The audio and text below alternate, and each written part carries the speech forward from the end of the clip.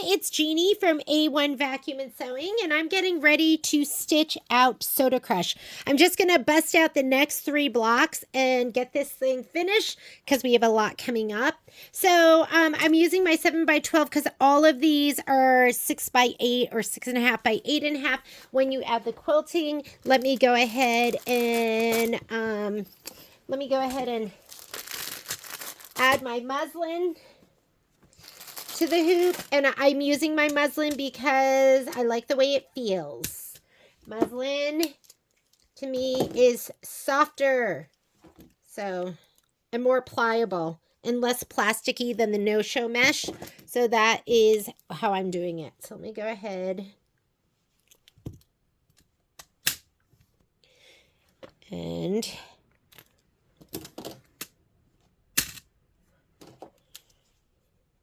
so for this hoop, this is the Brother Magnetic hoop. I like to cut my my muslin 11.5 inches, and then I leave it with the fabric. And with the fabric is, for me, this is 90 inch because I use the 90 inch muslin at our store. We carry it. You could buy it by the bolt, or you could buy it by the yard. I think it's $10.99 a yard. And for the bolt, it comes on a bolt of 15 yards at $10.99. And then you get 30% off when you buy a whole bolt. Just so you know.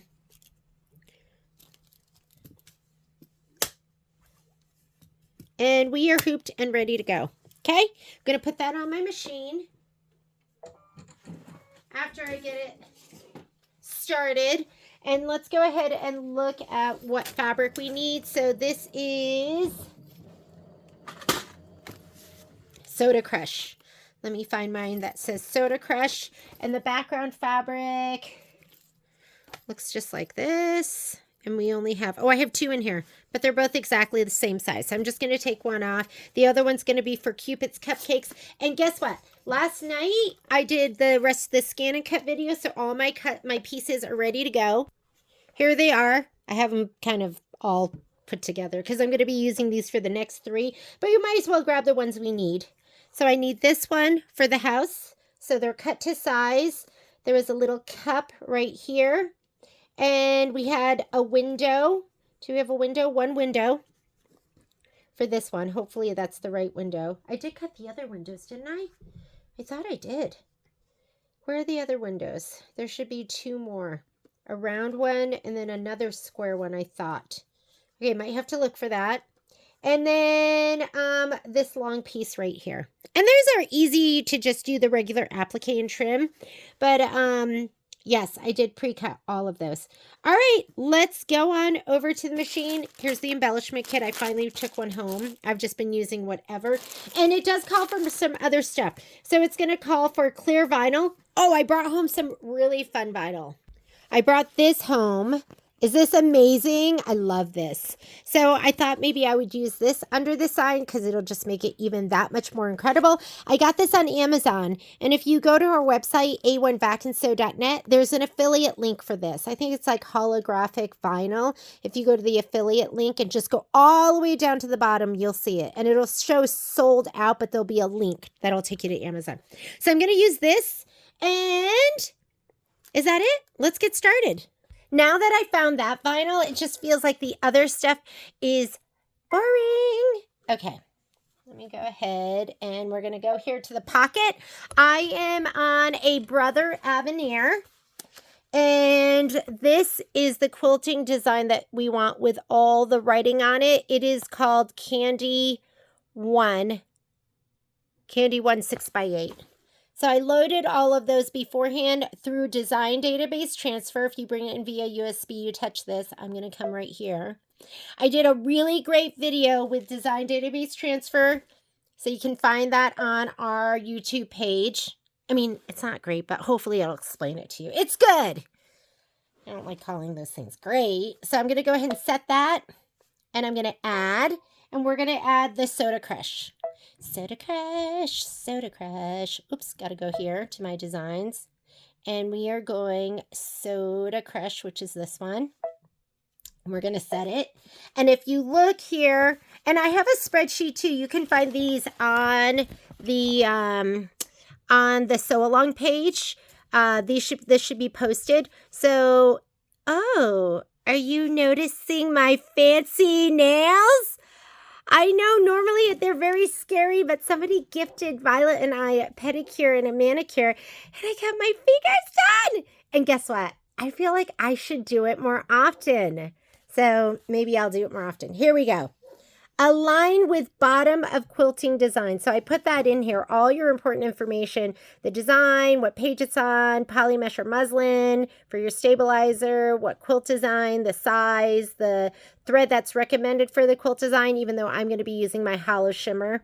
And then any special alignment, what hoop to use, and what size to trim it down to. So these are just something I create for each project that we do. So I'm going to go ahead and I'm not going to move this with my finger. I am going to zoom in so you can see it to 200%. And there is a red box around the main design. I'm going to move that so the bottom red line is right on top of the bottom orange line. So let me go ahead and zoom in a little bit so you can see that. But I do want to go over here. I'm going to go edit. And I'm going to go to my move arrows, which are these.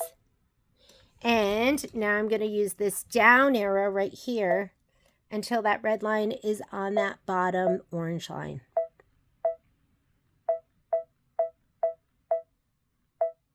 That looks perfect. Either one click right above it or one, it doesn't look like it sits right on it. So I'm going to go one click right above it. I'm going to go ahead and say okay. And then let's come back over here and let's go back to 100%. I feel so fancy with my fancy nails. Literally, I've not had my nails done for, it's probably been a decade. Is that embarrassing? No, you know what? No, it's probably almost been that long. Crazy. Maybe it's been less than that. Maybe like 8 years. Okay. I'm going to go to the next screen. Combine them. It's a big deal for me. I know. You're like, oh, I get my nails done all the time. I don't. So I am going to put my hoop on because if I put my hoop on, then it will not go outside of the embroidery field. So slide it on first. And I'm going to go ahead and scoot it up. I'm saying okay on my screen. And here, let me see if I can back it up a little bit. I'm going to come right here to layout, my move arrows, and I'm going to push the arrow all the way up and it'll stop without it going outside of the embroidery field. Oh, we didn't even do that. You need to choose your embroidery field. You don't have to, but it's my recommendation to get into the habit. I have had way too many calls from people who say, but my design's only 4x4 and I'm using a 7x12 hoop and it's not fitting. And then when I ask them to put up the, choose their hoop size, part of the design is outside of that area. Okay. So I'm going to touch this and I've already chosen my 7x12. So I'm going to go ahead and leave it, but I am going to be using for my background quilting, I'm using this pink Hala shimmer. It's a Ganold glitter thread too.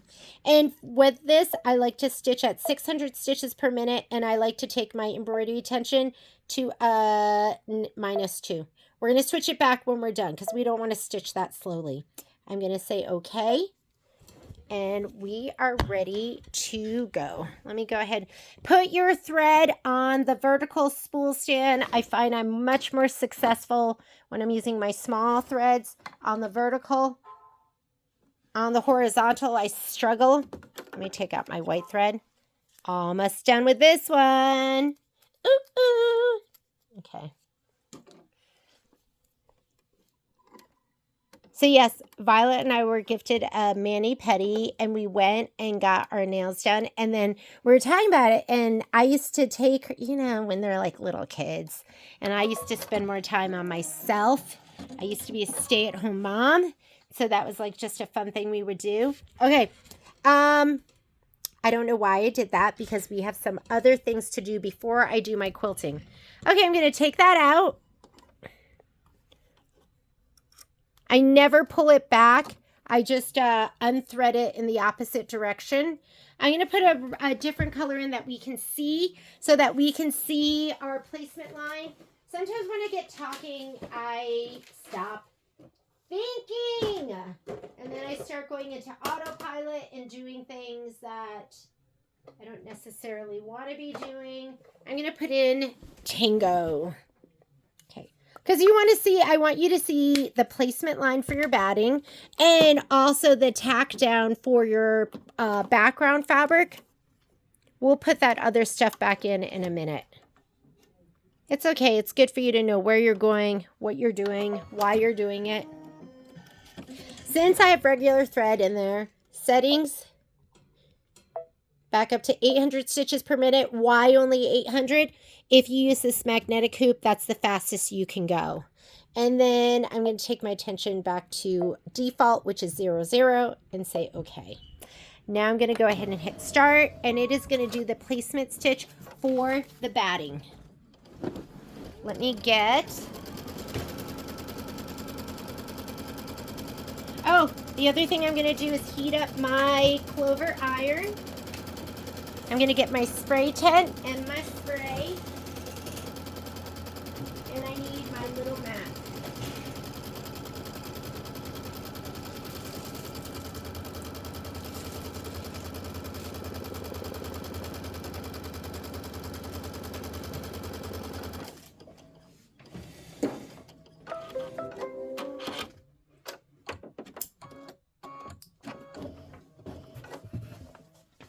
All right. Here's my spray tent. My sewing room is a disaster. Just so you know. Okay, nubby side. That's the wrong side. That's what you want to spray because that's going to go nubby side down. I'm going to give it a little shot of spray. You don't have to go crazy.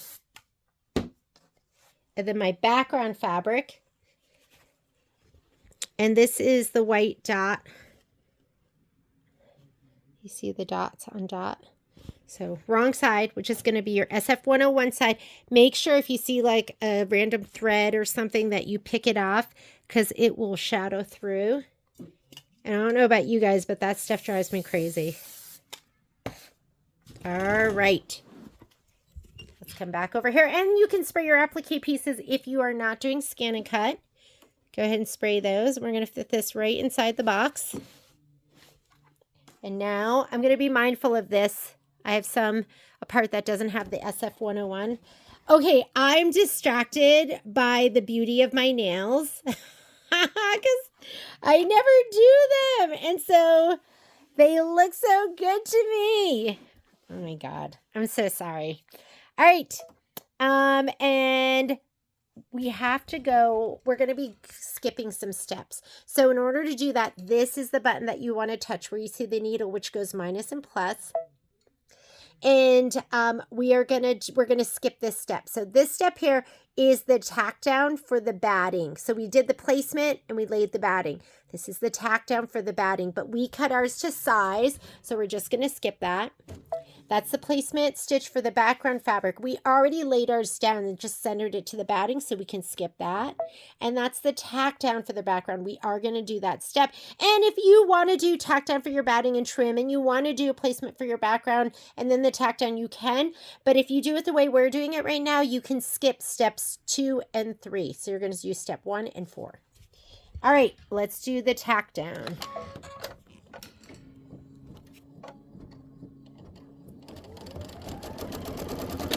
Now, I love my little spatulas because that will help you keep your fingers out from underneath your needle.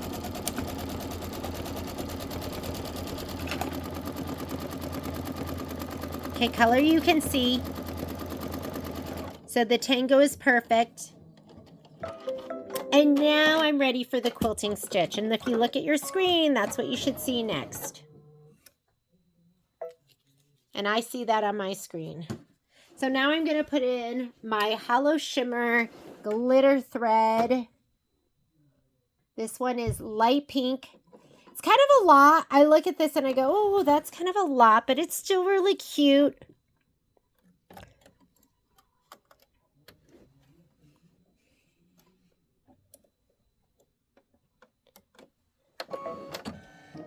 I have an 8012 Microtex needle in there.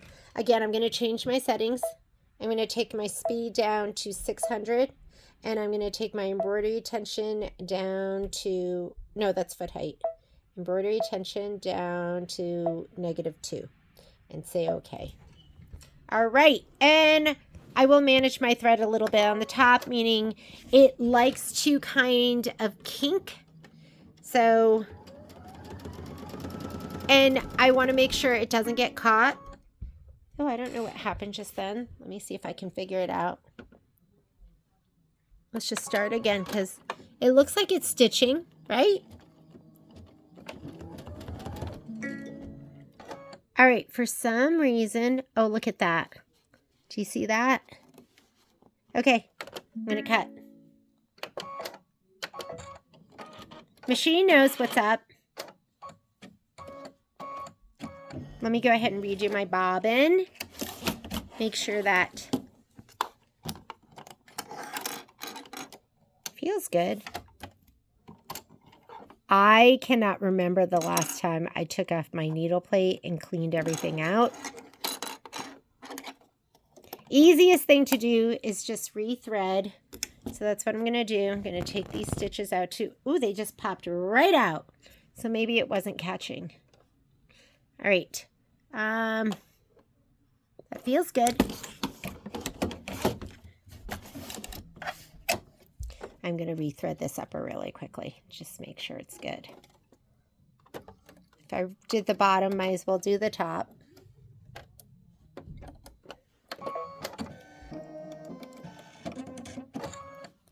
All right. Let's go back to the beginning of that. That goes on to the next step. This goes to the beginning of the step you're on. I'm just going to touch that.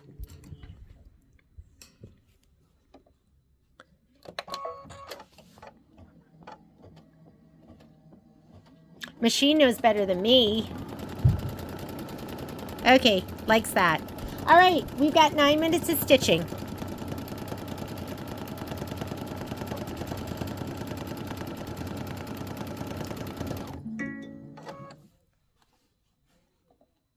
Nope.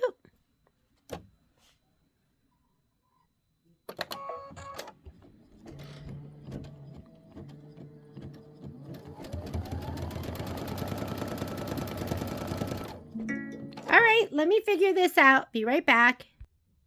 Okay, so I cleaned out my bobbin area and I'm like embarrassed to, I mean, it was dirty in there.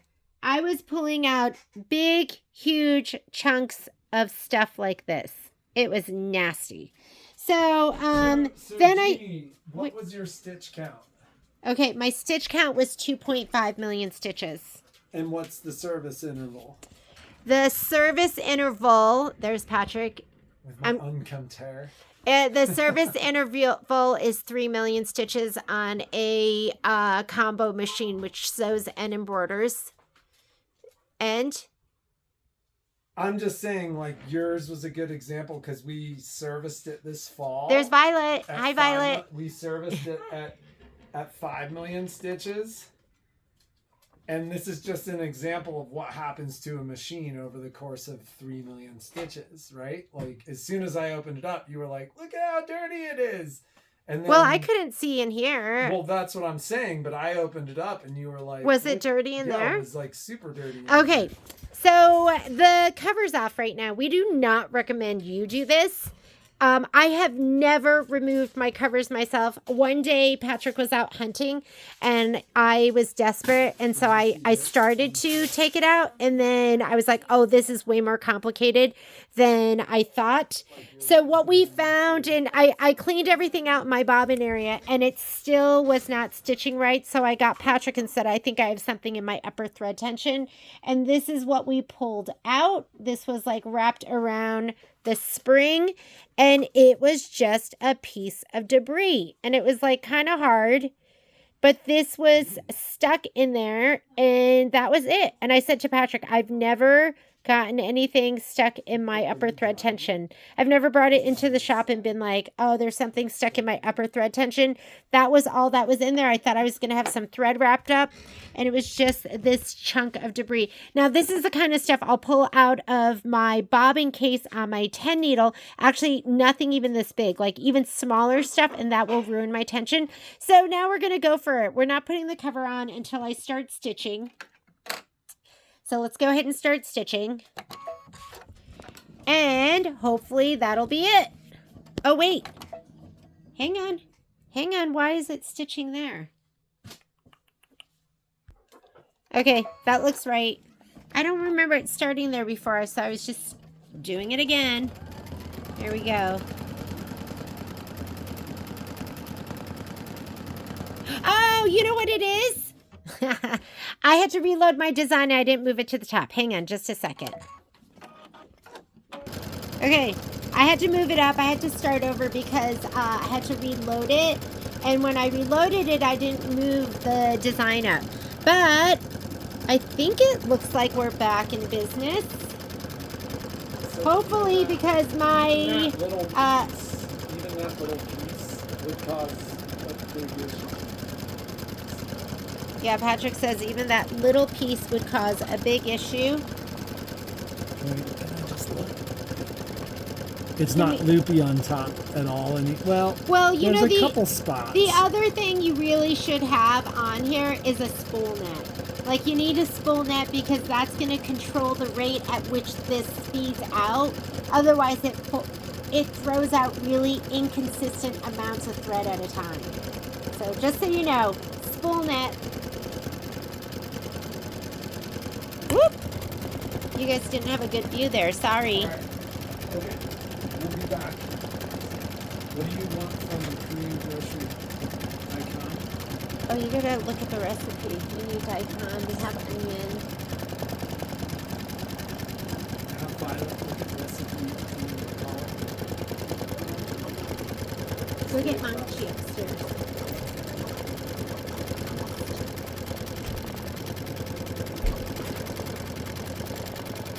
Oh, he didn't even put my cover back on. Okay, we're going to see the innards.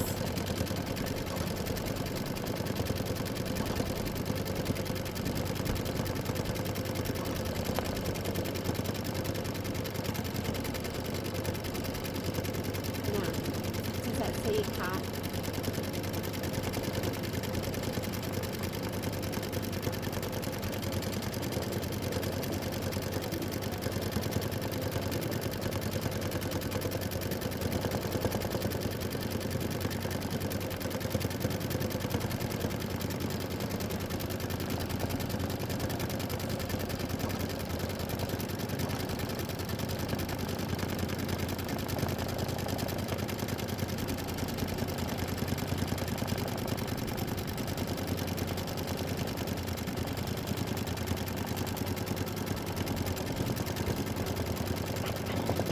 Hi.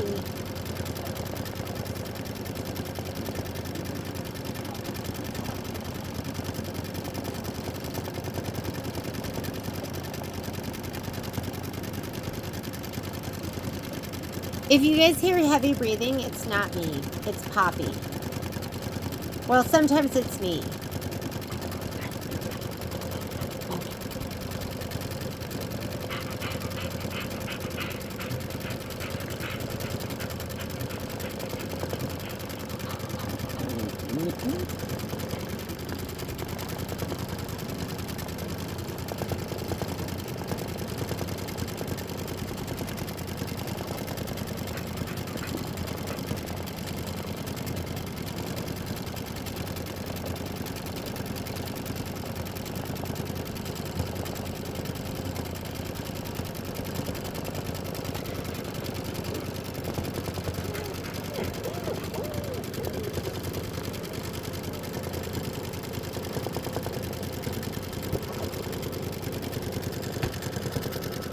Sorry, Poppy, move. Sorry, dog in the way. There we go. Poppy thinks she's the sewist today. Here we go. And she likes to just hit my filming arm. Are you so pretty? Yes. So when you see that getting bumped, that is Poppy.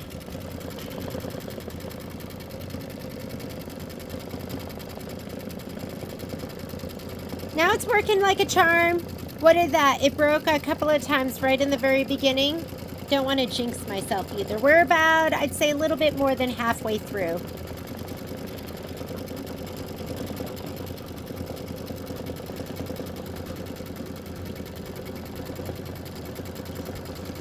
Can you lay down?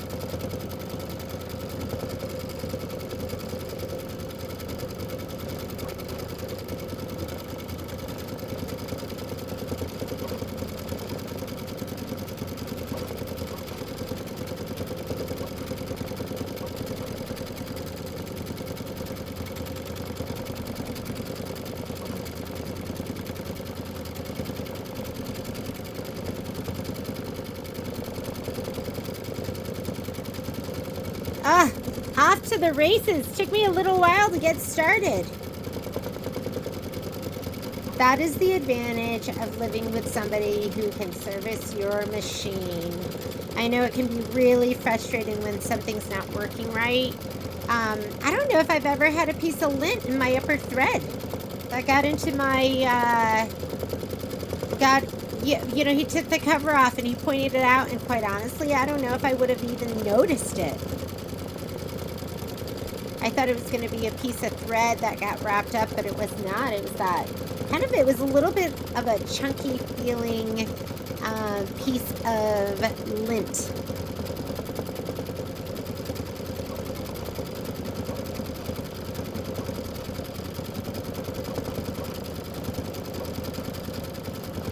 But yeah, I would say that's it, since it's stitching great now.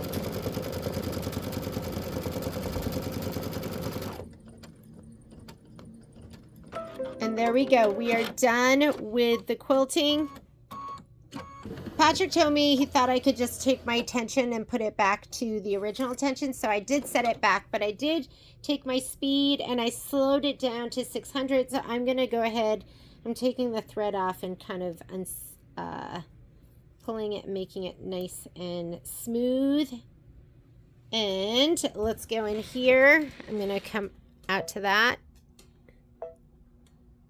And actually not there. I want to go into my settings. I'm going to go back to full speed for this hoop and change your tension back if you need to. And I'm going to go ahead and say okay. And we're ready to do the embroidery. Now this step right here, this is step 1.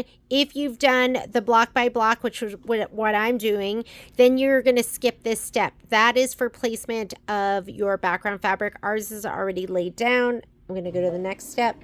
That's going to be the tack down, which we already did. We're going to get started right with that step. So let's get the book and our colors. We are starting off with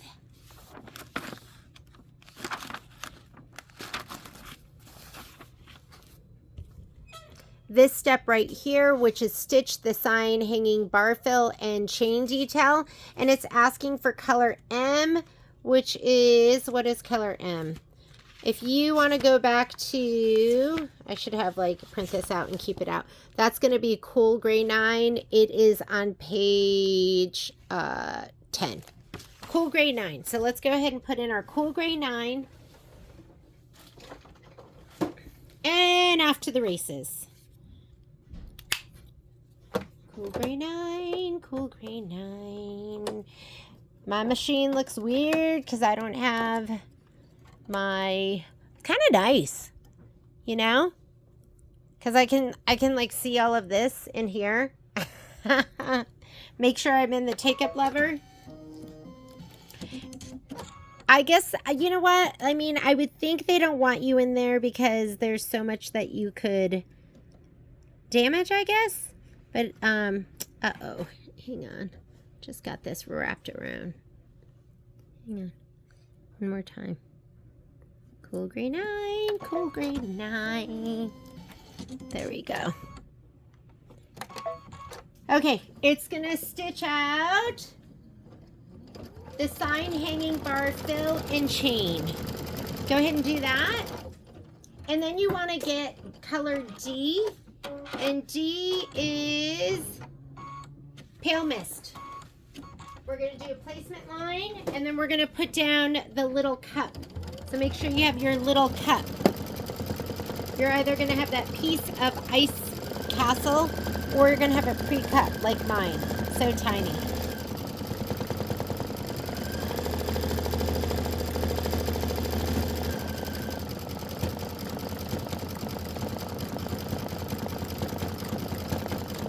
And I want to look at my stitching and make sure everything looks great, and it looks great. Aside from that thread that's like all stitched down where it shouldn't be. I'm going to bust these out. I'm going to do this one, and I'm going to do the next. I'm going to just do all three of them right now. Maybe we'll finish up the whole pillow today. I'll have to do the piece borders.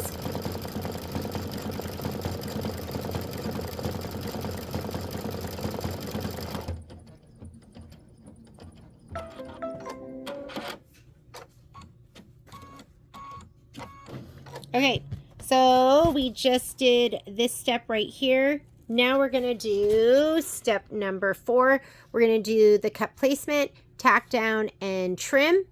Except for me, I'm going to do the placement. I'm going to put down my piece and fuse it down because it has heat and bond light on it, and then I will do the outline stitch. So let me go ahead and put in Pale Mist.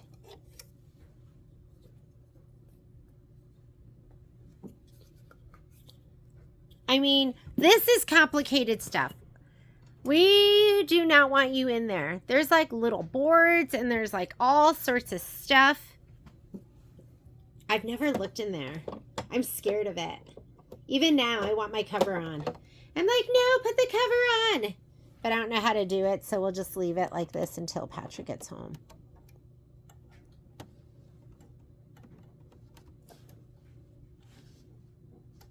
I feel like there's a lot of stuff that could go wrong in there.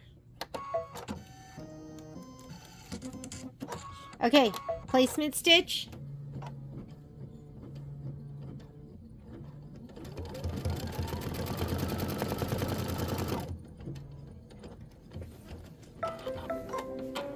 Pops is in my way. I am getting my matty mat.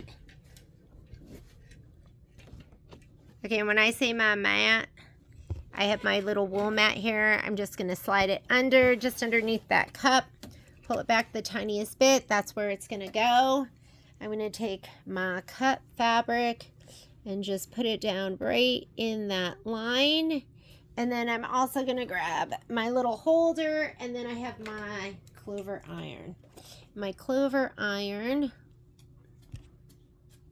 I think that's in the right place, right?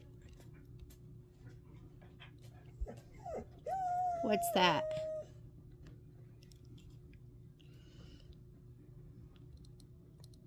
Okay, that's down enough. I just kind of leave that plugged in. I don't know what this is. Got something weird on here for my iron. Okay. And now we're going to skip some steps. So if you could see me now, look at, I'm kind of stepping over. This is what I'm doing right now because she's sitting in my seat. I'm like stepping over her. I'm going to say, okay, here. That is going to be the tack down and trim. And now we're onto the satin stitch. So I'm good with that. I got to slide this back on. And now I have a green light. Okay, that's your take-up lever. Do you see that? Anytime we're talking about your take-up lever, that is that guy in there, that metal piece that is going up and down. And when he's going down, he's sending a loop of thread down into the bobbin area, and when he's going up, he's pulling it into a stitch. Anytime you miss the take-up lever, then, let's see what's going on here. Let's me put my foot down. I'm going to cut. Oh, you guys know what I did. Okay, hang on. Let me get my mat out of there. I was too busy talking to you guys. Hang on. There we go. Better. Okay. You guys saw that. My mat was under there. That's okay. I just needed one reality check. We're good to go. Okay, I'm just anticipating a lot of thumbs down with this one, but it's okay. We got it. All right. So after we do this, then we're going to switch over to color I, which is going to be pink lemonade, and we are going to put the house down. So that's next. Anyways, I was talking about that take-up lever. I got so distracted by it, but that's your take-up lever that's going up and down, that silver piece.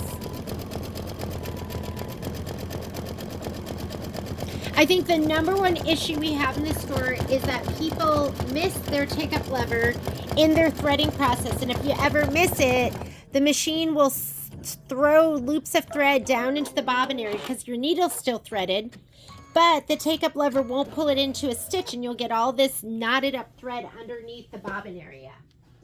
Okay, pink lemonade. I promise you, we are now on a roll. A good roll. Like a productive roll. Okay, I'm threading up my pink lemonade. Got to move that out of the way so I can thread her up.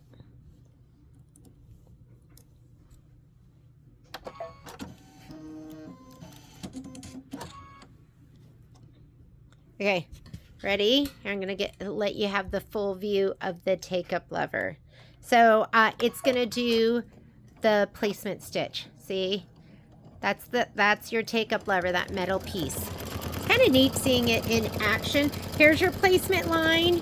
Grab your piece. Mine is already stabilized with heat and bond light. I'm going to put my mat under, but I'm going to remember to pull it off because I'm going to use my fancy Martelli cleaning brush. I'm going to put that on top, and that's going to be my reminder. I was so excited to be able to show you your take-up lever in action. Kind of neat to watch the innards. Okay. Gonna slide this puppy under. I'm going to put this down inside the lines. I want to make sure it's inside the lines down here too. Especially this little sliver right here. Okay. This is actually one of those times where I want to make sure my mat's down there. We're having a big iron would make sense too.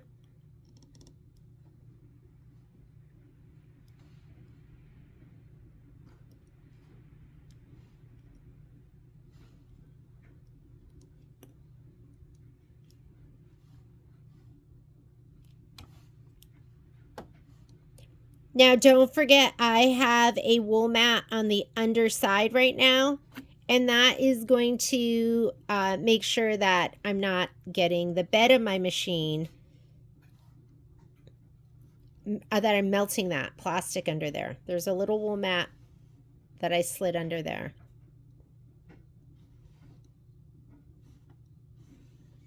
And you could take this off and iron it down, whatever you want to do. Okay, I'm fused down. I'm going to pull out that wool mat. Here it is. Pulled it out. I'm going to slide this back on. And next step, I'm going to skip this. That's the tack down and trim. That is the satin stitch pink lemonade. I'm going to just go ahead and hit start. Pull that wool mat. I haven't done, remember last time I took it out every single time. I thought like, oh, I don't have that problem anymore. Guess I do. So right now it is doing this step right here. If you did not pre-cut, you're going to do the tack down. You're going to trim it, and then you're going to do the satin stitching. I can skip all of these. We just laid it down right here. I'm skipping these steps. So right now we're doing this, the satin outline on the sides, and then we're going to do another placement stitch, and that's going to be for the window. My window is already pre-cut into a little square, so I'm going to put the window down.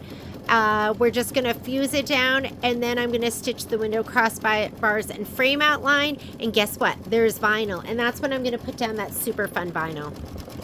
Why not?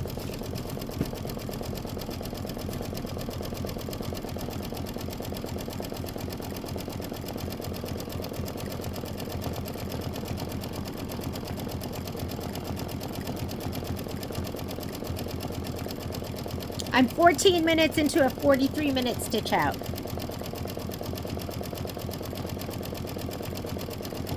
You know, while it's doing this, I haven't trimmed my other blocks. We could go ahead and trim those. Let me clear off this area over here.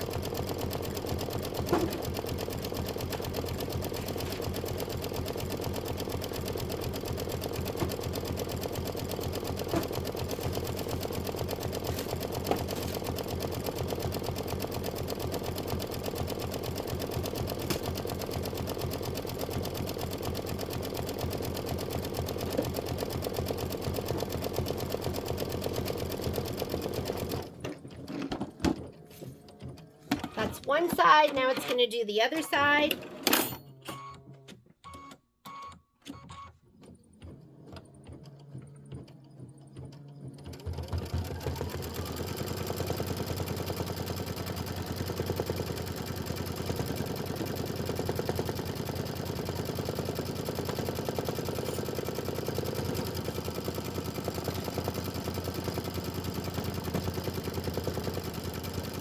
Yes, if you're new to A1's videos, they're usually better than this.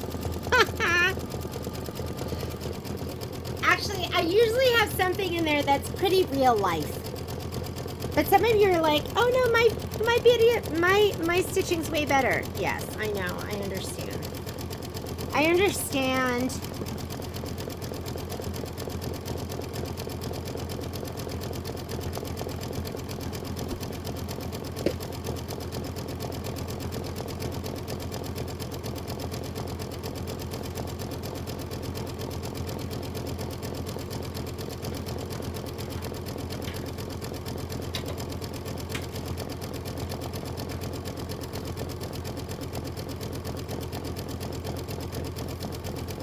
Okay, so while it's doing that, we can go ahead and prep the other pieces. I do have some that are done. And this, I'm just going to go ahead and cut these apart. Where are my scissors? I'm going to cut. There's not a lot of room in between these. So from the back side, I'm going to cut right in the middle. Because you never know when 1/8 of an inch is going to make a difference.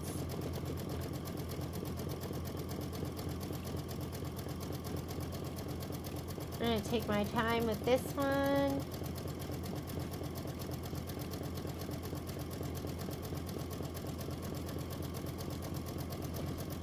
Okay, we're going to press from the back side. I like to use water, so I'm going to use moisture. And I'm doing this on my wool mat right here. A double wool mat if you're on top of a cutting mat. All right, over here, wants us to do a placement line. Let's see what color it's recommending. Instructions. It is asking for Lagoon. Is J Lagoon? Yes. So grab your Lagoon. Let's take out Pink Lemonade. When I'm juggling a lot of projects, I have these little OESD storage boxes. When I am just doing one project, then I use my OESD trays. Actually, they're dime trays, but I don't even know where mine is. I gotta find mine. All right, here's the placement stitch for the window. And then we are gonna grab this little piece right here, heat and bond side down.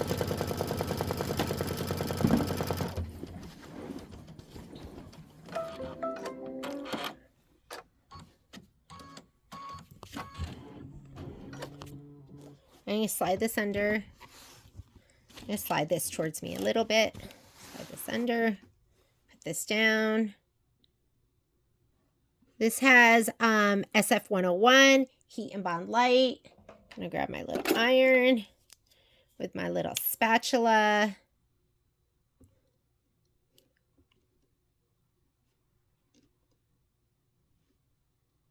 And that's enough. Take this out, slide this on.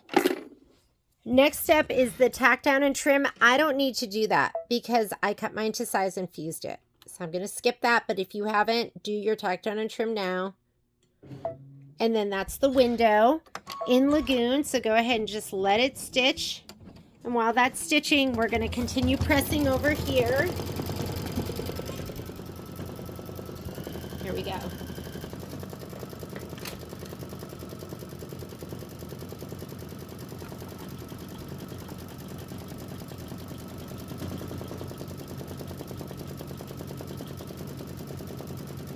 You just want this to be flat before you trim.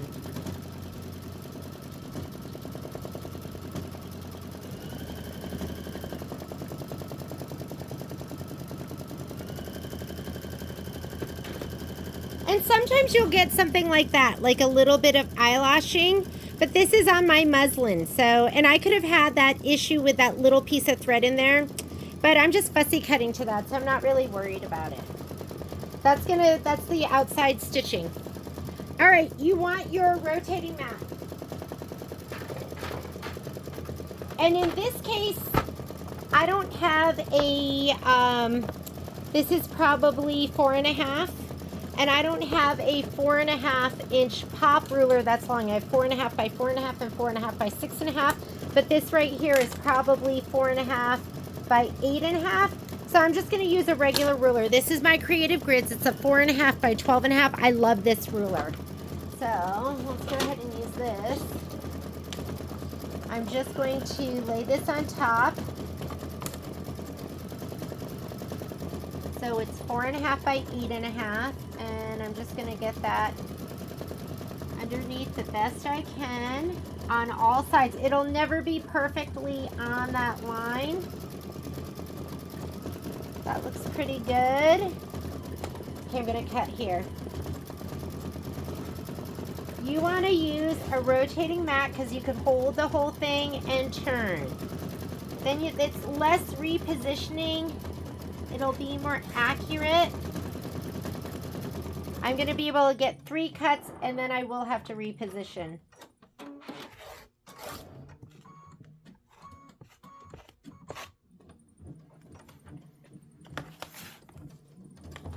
Then we'll have to do one more cut.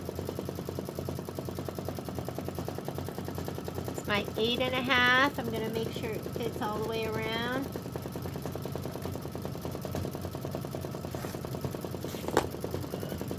And it's going to look like this. It should be nice and flat. This is going to be ready for us to sew together, okay? So let's go ahead and do the rest. While it's doing the other, while it's stitching the pretty stitching on the window.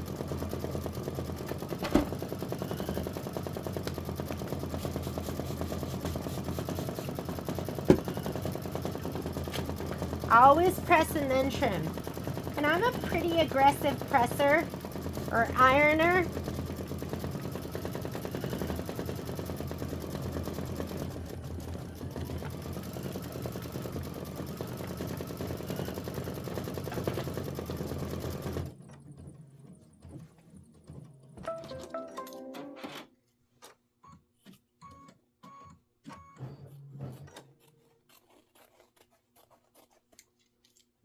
You see, like, the stitching on this is pretty perfect in the back.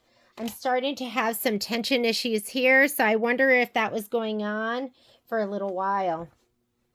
Okay, here we go. Now that you have the window done, you're going to lay down your vinyl.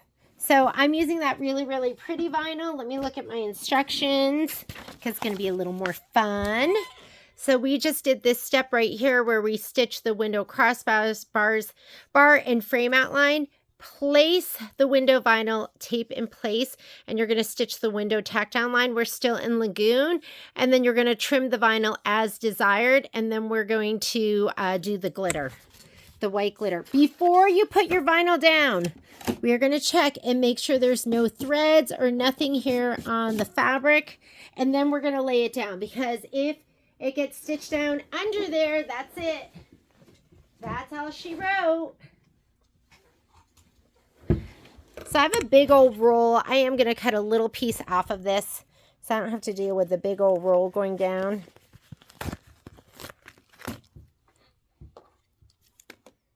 That's what I say, but then I go, oh, let's just lay it down.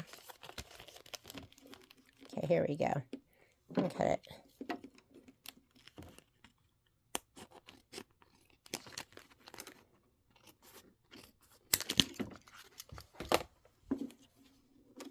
Here we go. Is that fun? Come on, that's just more fun. All right, let me slide this on.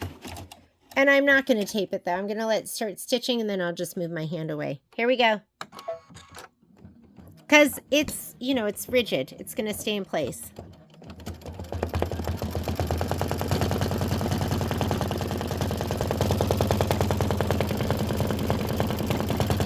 Okay, I'm going to get my curved straight scissors. I don't know if I'll ever just be able to use just plain vinyl again. It's boring, right?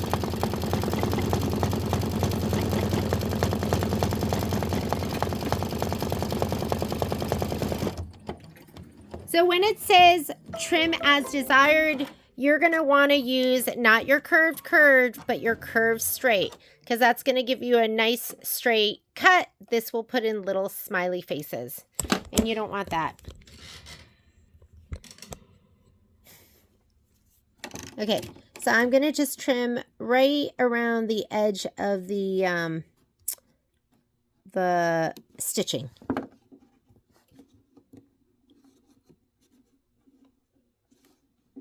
And if it's not perfect, I don't care. See, that one wasn't perfect. Nobody's going to be looking. I'm just not as good as cutting with my right hand as I am with my left. I'm a dominant left-hand cutter.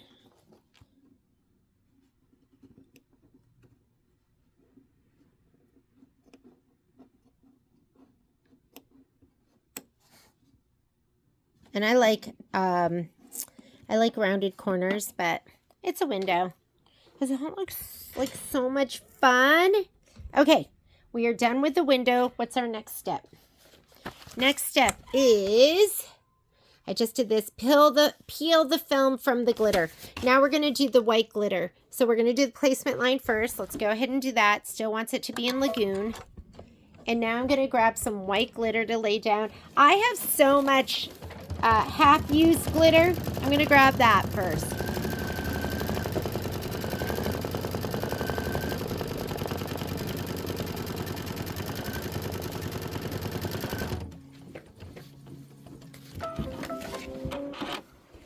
Like, who the heck knows what this is from, but we're going to use that, okay? And I'm going to give it a little shot of spray first. I'm not going to tape it, but I do. Anytime it's like a little piece, I might just hold the little piece down. But when it's big, like something like that, I'm going to go ahead and, oh, should I do this? Oh my goodness, that is perfect. I'm going to use that part right there. It's like, couldn't be more perfect. Okay, is this going to be as trim as desired? We always want to look and see. Because if it's trim as desired, you want at least 1/8 of an inch all the way around. This one is trim close to the stitch line. Okay. This one we're going to want close to the stitch line. Probably should have cut it on my Scan and Cut, but it's already, I don't feel like doing that now. So here we go. We're going to lay that down. And now we're going to do the tack down. So tack down stitch. And then we're going to trim close. Oh, it looks so much bigger than that, didn't it?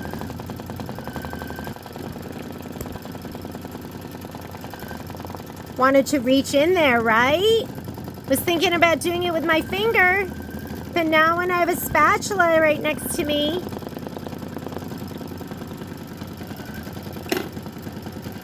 Okay, I'm going to get my snips. I feel like snips are the best tool to trim. My favorite are my Kimberbell ones. My second favorite are my Havel Snippies. Okay, this is close to the stitch. And then I like my titanium ones. And then I also like whatever I can find that's near me. And if I need more power, then I go to my double curved. I also feel like my curved straight, I feel like those are maybe even better.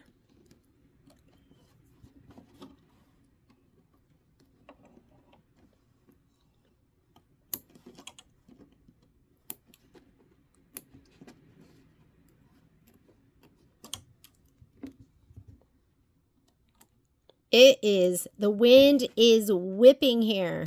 Jet stream is coming through. We're hoping that we'll get some real cold. It's warm though. Reno's warm. I was just out just in a sweatshirt and completely comfortable.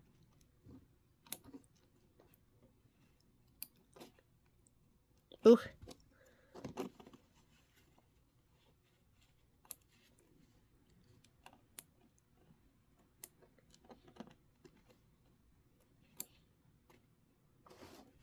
We went to the store today, do some last minute Christmas shopping, and people were out.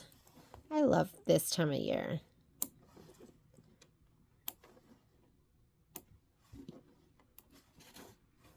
I love Christmas.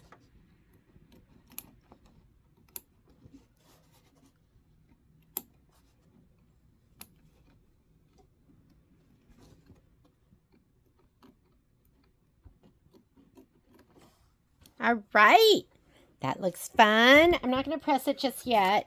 Next step is stitch the sign one decorative outline, and then you're going to stitch the eyelet detail.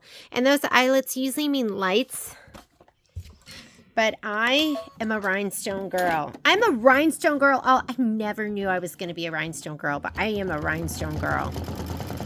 Okay, here we go with the decorative stitching. Then you're just going to stitch the eyelets. If you plan to attach, let's read our instructions. We're going to do this step next, the little eyelets.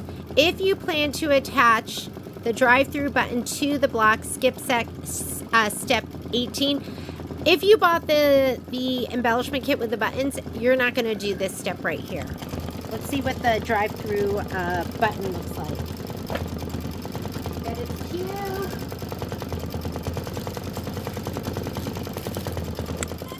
Right here. So that's what's going to go down, okay? That's the drive-through button.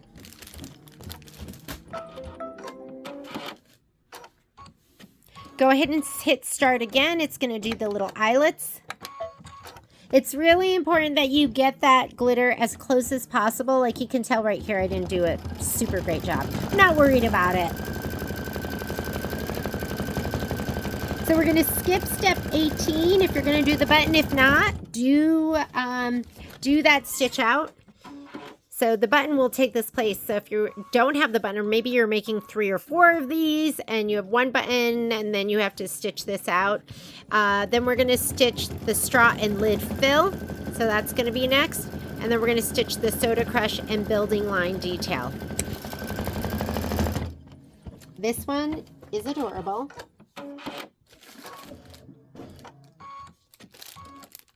You do need red felt as well.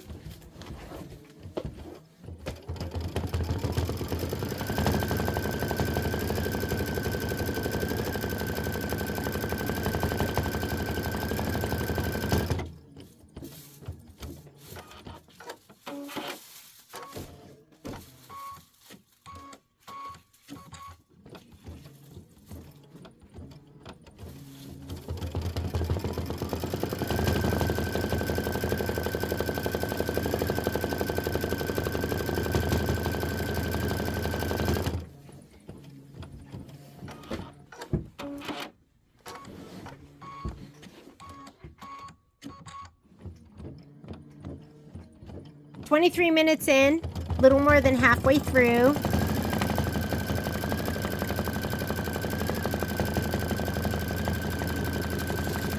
Get your red felt ready.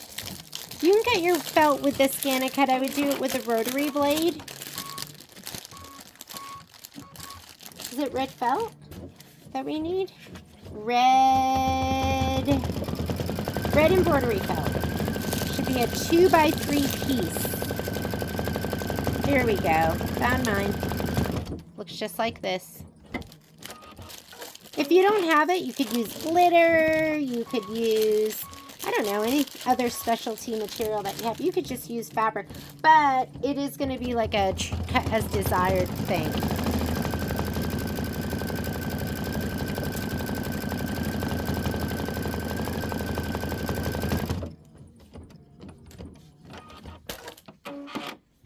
Yes, look how cute my window is.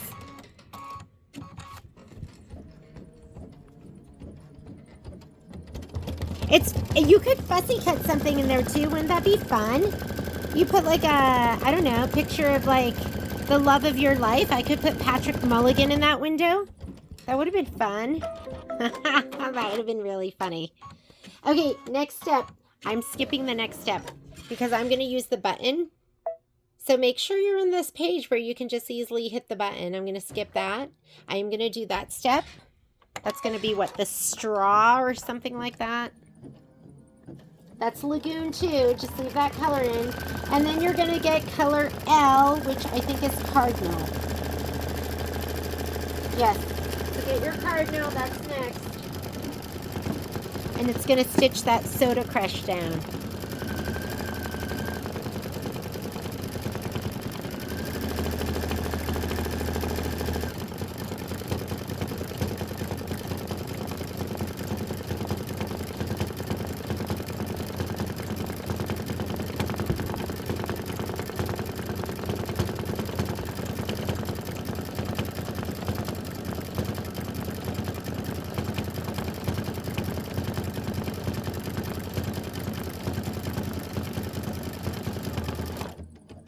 I love these new fabrics. They're so cute. Okay, put in your cardinal thread. Cardinal. And once we do this, we're going to do the next one. Next block. And these do take longer than the stitch time because there's applique and you have to do some trimming and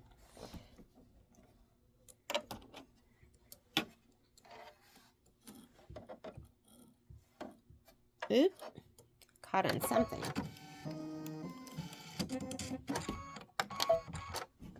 Wait, is that the right thing? Yes. Just had to look. I was like, I thought it was the sign. It has two bars that go across. That should be fine. Go ahead and trim, stitch that. Right now, it's doing this right here. It's doing those two lines of red, and then it's going to stitch Soda Crush. While it's doing that, I'm going to come back over here, and let's do some more pressing and trimming.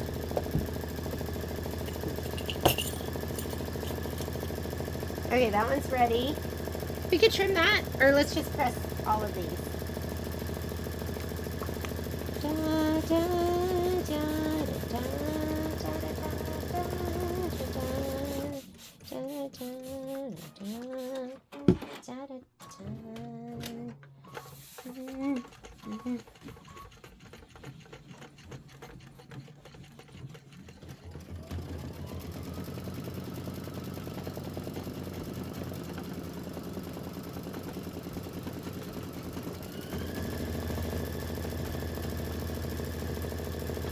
Press until it's flat and dry.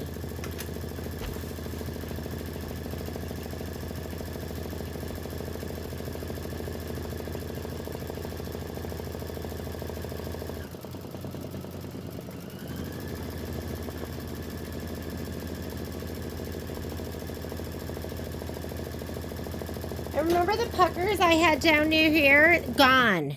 So don't worry about that. If you get a little bit of puckering, it's okay. Just press into your wool mat upside down. All right, let's go ahead and trim these. I'm going to do this one first because I have my 4.5 by 12.5 inch ruler already out.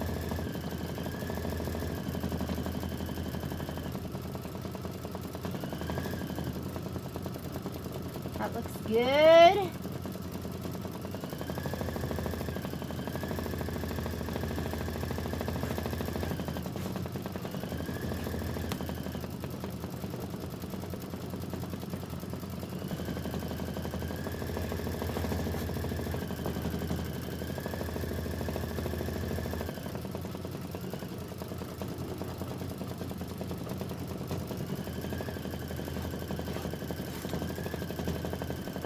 Okay.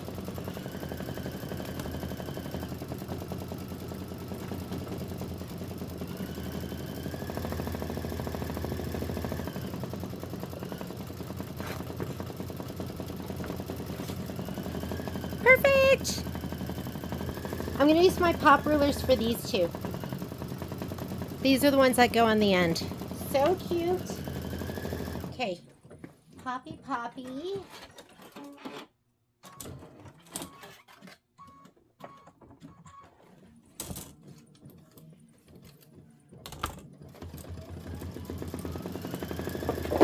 What's so great about the pop rulers is you can fussy cut to these. Make sure you use your little gummy things and make sure you put them on the right side. I actually put mine on the wrong side of my pop ruler, but whatever. That's what you get when you don't look at them, you don't read instructions, you just start slapping stuff together, which is what I love to do.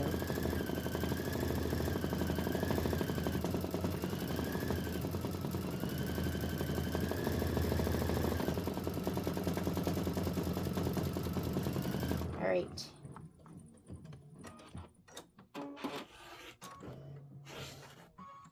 Hold it, turn it, cut.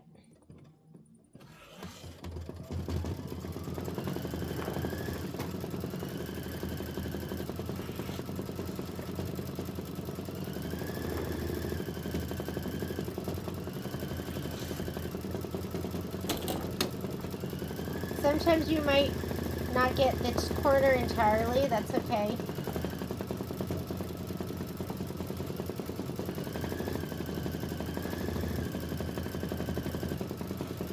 Perfect. Here we go. That one is done. Let's do the last one.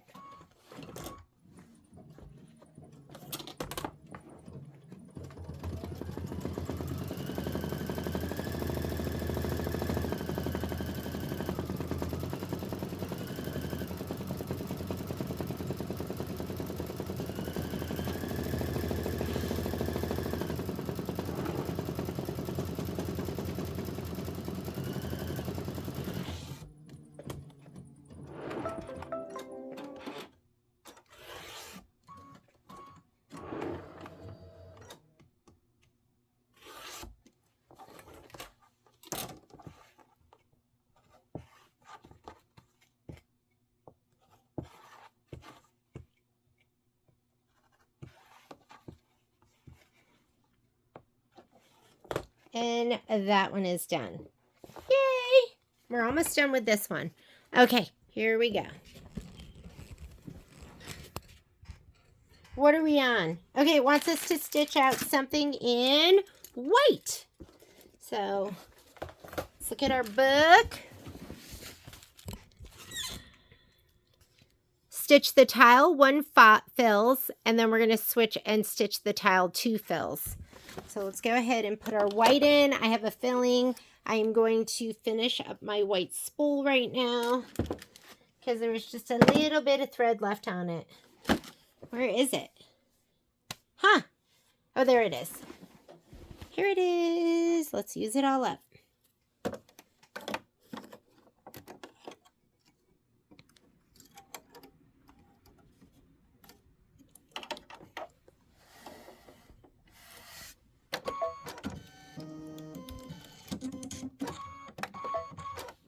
Okay, and the next color after the white is going to be color M, which is Cool Gray 9. So get your Cool Gray 9 back out too. We're going to be using that next. Here it is. It's that like darker gray.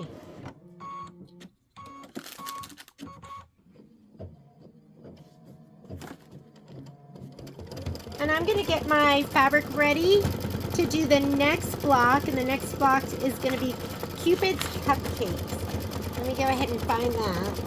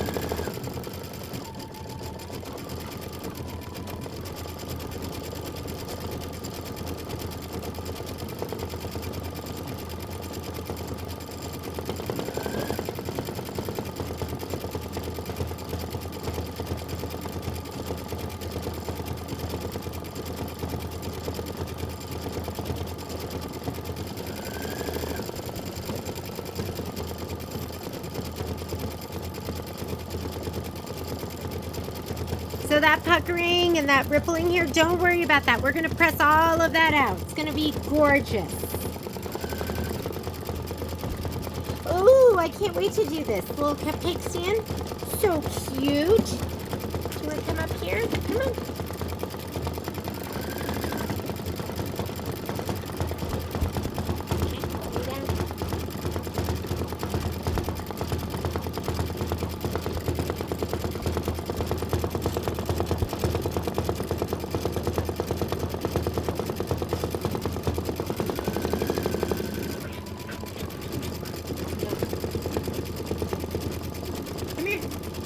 Over here.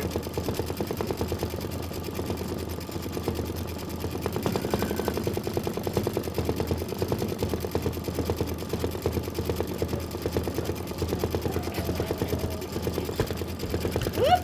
Sorry. That. It's Poppy's badonkadonk.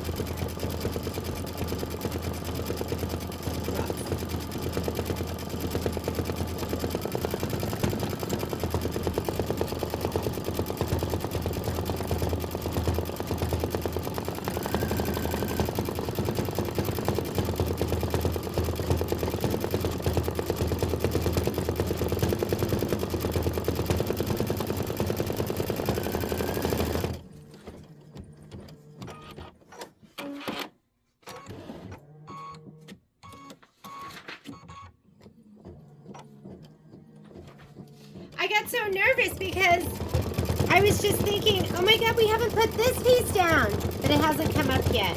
I thought I skipped it. Oh no, but it's okay.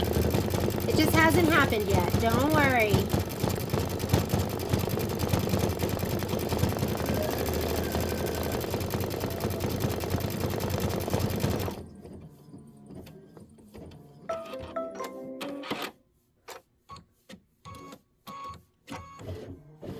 All right, we're going to take that out. Look how close we were.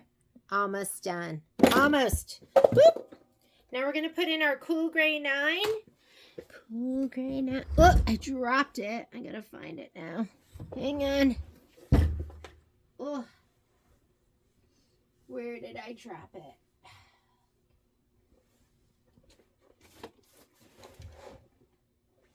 Okay, I'm going to pause the video while I find it. Found it. Sorry. It like rolled under the table as far as it could go. Okay, I'm going to put in my Cool Gray 9. We're going to do the other part of the checkerboard.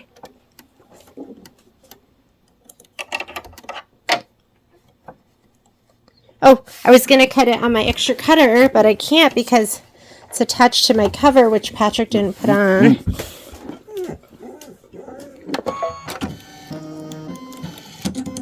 Okay, just go ahead and hit start with your Cool Gray 9. It's going to do the other part of that little checkerboard. We are 34 minutes in. We have about 9 more minutes of stitching. Still have to put the door on and the little top part of the building.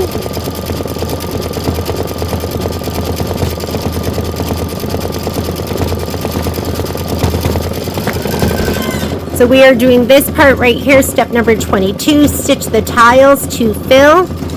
And then we're going to put on the roof placement line. We'll put the roof down and do the decorative outline stitching. You're going to use Cool Gray 9 for, it looks like, the next 1, 2, 3, 4 steps. And then back to white. Hi, Momo. Hi.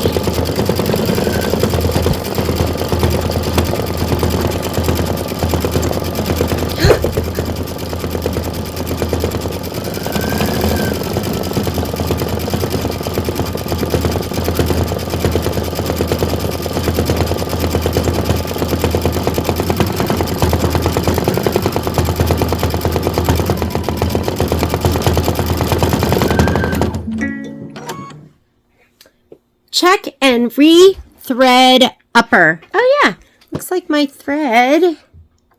Hang on a second. Looks like something happened to it. Let me go ahead and I'm going to go back 10 stitches. Minus 10.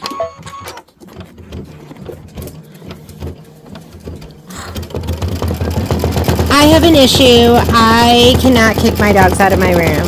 They're my babies, but they're very distracting.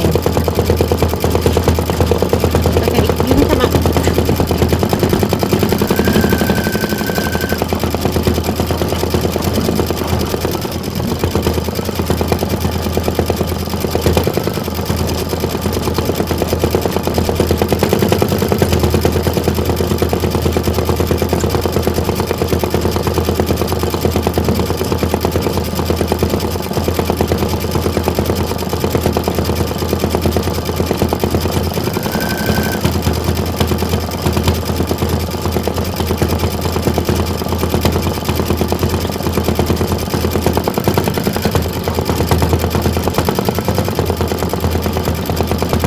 I feel like Patrick and I work so hard and the dogs are left home sometimes, so when I'm home I just want to give them all my love.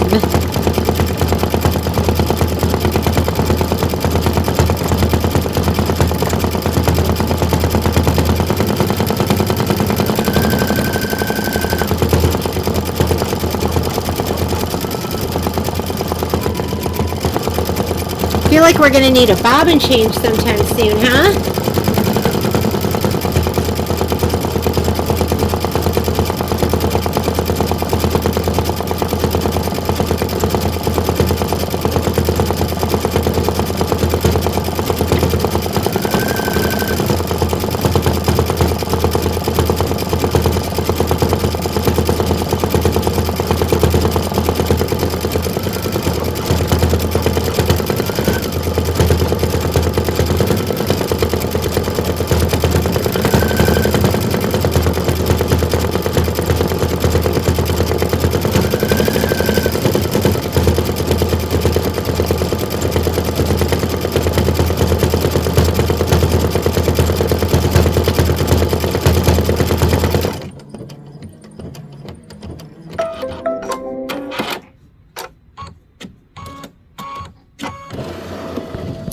Okay, next is going to be the placement stitch. Just leave that same color in.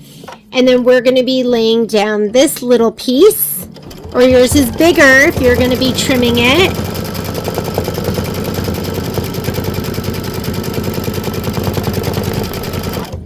Okay, I'm going to get my little Matty mat.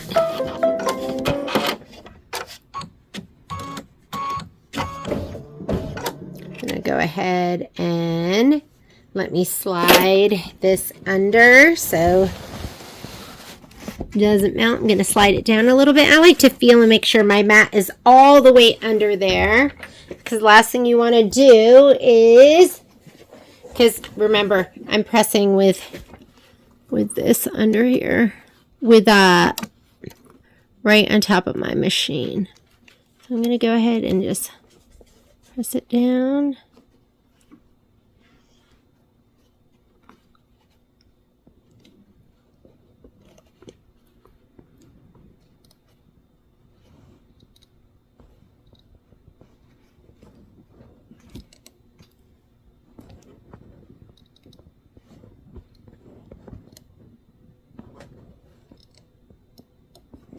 All right, mine is pressed down. I'm going to pull my mat out. This is a really thin one. This is the hoop and press made by Dime, which is now part of OESD. And we're going to skip the next step because the next step is the tack down and the trim. And we are going to do that next step, which is the decorative stitching that goes around it. Okay, make sure that mat is out of there.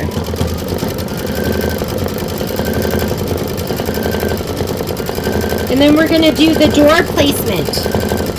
I think you kind of know where the door goes though, don't we?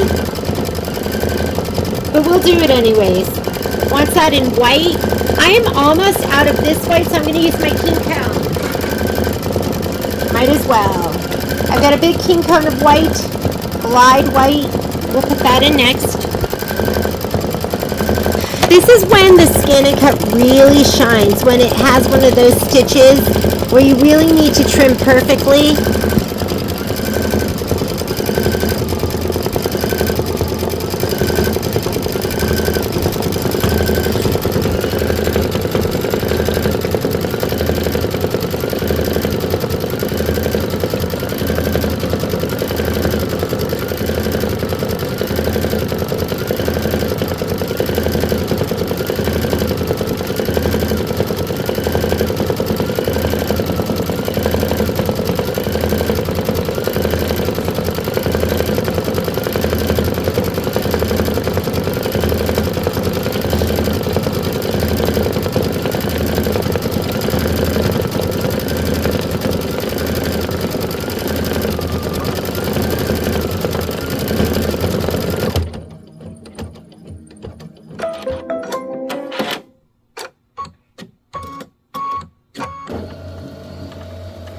Okay, it wants us to now do the door placement, and it wants that in white. So I'm going to take out my Cool Gray 9 out, and let's go ahead and put in our white thread.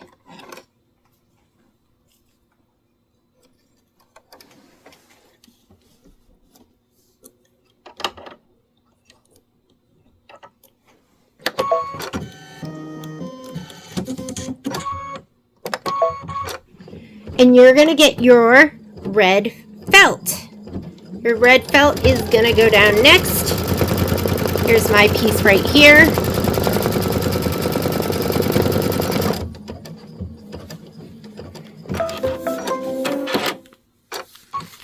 I'm going to give mine a little shot of spray.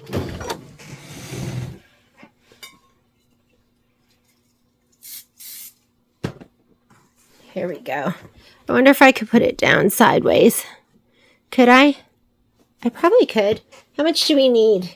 This is trim close to the stitch line, so I am going to just put this down. Just has to go above it. I've been petting Momo, so. And then I'll have all of the felt on the other side. And I'm going to definitely use this Make sure it's not going anywhere.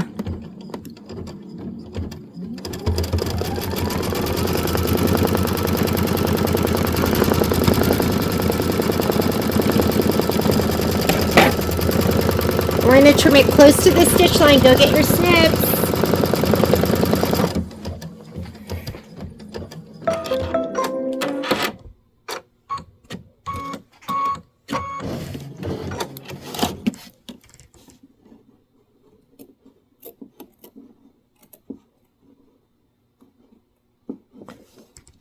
My goodness. I was just thinking about, I just watched the last episode of Survivor. I don't even know when it officially ended, but I just watched it on Paramount. And I was just thinking about Savannah, the girl that won. And I think she deserved one. But I'm so excited for season 50 because my favorite all-time Survivor player was Ozzy, and he's going to be in it. And then Colby's back. And Cherie, and I wish Parvati was back. Is that how you say her name? I really liked her. So I was just thinking about all my favorite players. And there's some that I wish were back that aren't going to be in this season. But I think life goes on, right? Life goes on. So it should be interesting. I love reality TV. Okay, page number. We're turning the page. Now I'm right here. We're on step 28. Stitch the door, satin outline, and doorknob detail. So it's going to go white all the way around. Slide this back on. Hit start. So it's going to do the satin outline and then the doorknob. And then we're going to stitch out. We're going to skip this step. If you're using the button, you're going to skip this step. If you are not using the button, you're going to stitch that out. I'm using the button, so I'm going to be skipping step 29. And step 30 is stitch the bubble detail. If using the traditional quilting, remove the basting, tack down line from step 2. So we're not doing that, so we are going to stitch the little bubbles. So step number 28 and 30, and then we are done, and we will hoop up for the next one.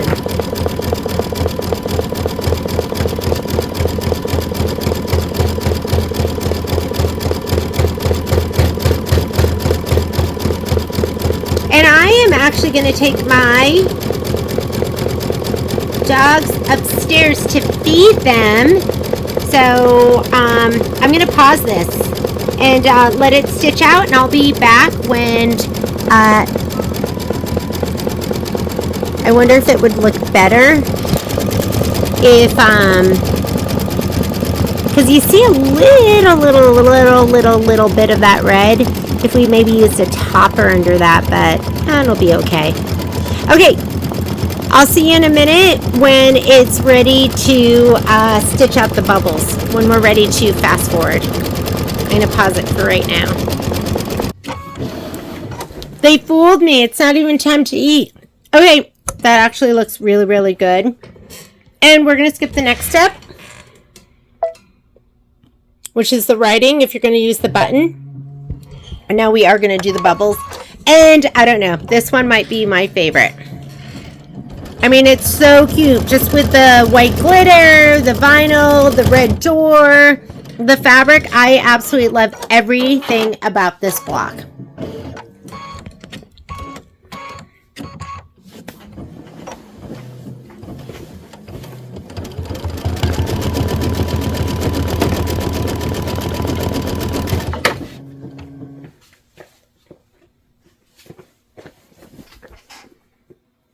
Did I hit something? I feel like I did. Hit something to make it stop, didn't I? Ooh, those little bubbles are so cute too.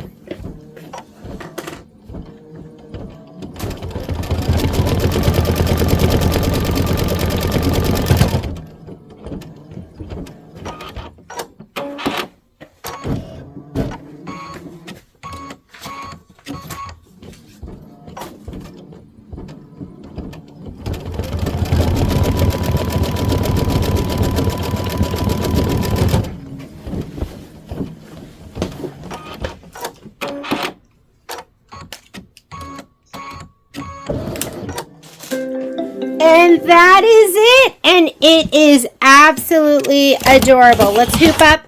We're going to get ready to do the next block.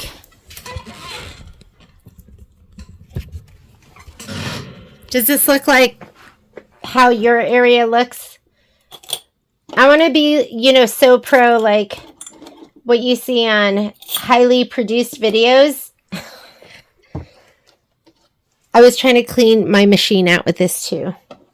So I wasn't cleaning my ears out. I was using that on my machine. Let's go ahead and rehoop.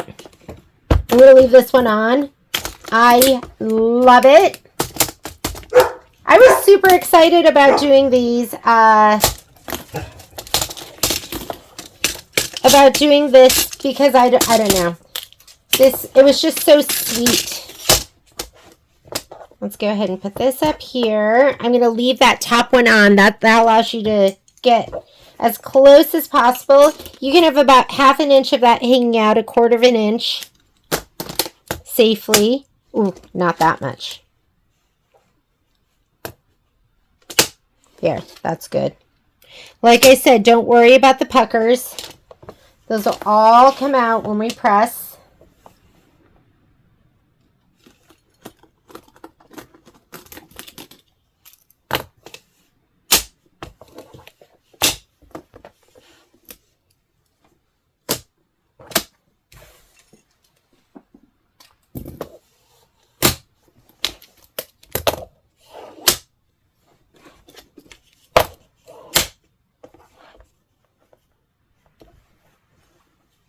Okay, I'm also going to clip that top block here. Because if you don't, you run the risk of him like kind of folding under.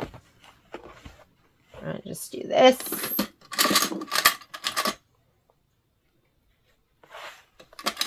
And this. All right, I'm going to go ahead and slide this onto my machine.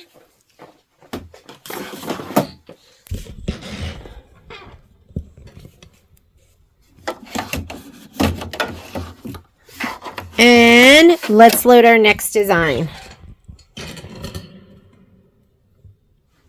So we are going to do Cupid's cart or Cupid's cupcakes. I like to make up names. And the quilting design we're going to do is this one with the candies. So I'm just going to go ahead and say, okay. And I'm going to go home. Embroidery. Pocket.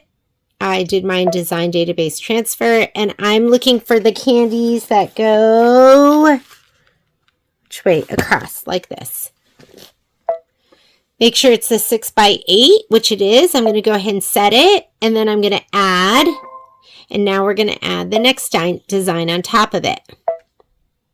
So let's see. It's going to be the little cart. Set. And again, this one, they want you to line it up like this. So you're going to see they want the red line of the cart to line up with the bottom orange line of the quilting stitches. So it's easier for you to see it and for me to see it if I zoom into 200%. The red line is around, the red box is around the cart. I'm going to go to Edit, Move, to your move keys, and I'm going to just scoot him down. That looks great, and I'm going to go ahead and say OK. And then in the very next screen, here I'll go back to 100%, it will combine your designs in the layout screen. So I'm just going to touch embroidery. And remember, now these will move as one design, so I'm going to go layout. Sorry, I'll go shut my door in just a second. Move, and I'm going to scoot that up, and it moved both of them together. If you try to do it in the other screen, you're going to have to group it first if you have that feature. So let's go ahead and say OK. And I like to use this button down here, which is where you go forward and backward stitches. I have white in there. That's not going to be a great color to fussy cut to. So I'm going to go ahead and take my white out, and let's put in a color we can see. Before I used Tango, which was great. So I'm taking out my white. Whatever color you want to use, but something brighter than the white.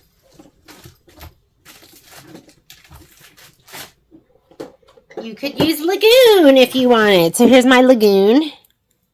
Lagoon. I like to say it like that. We've been saying that like that in the store, so I'm always like, lagoon, lagoon.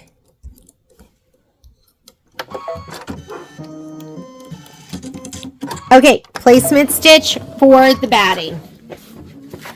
So I have all my fabric pulled aside. This is the batting, the background, and the applique pieces that are cut to size. I'm going to go ahead and spray these in my spray tent.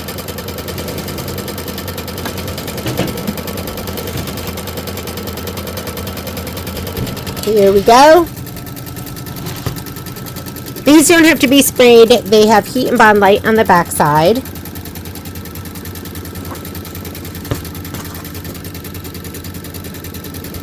I'm going to spray that.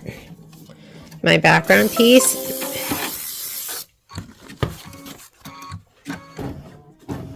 And the wrong side of your batting.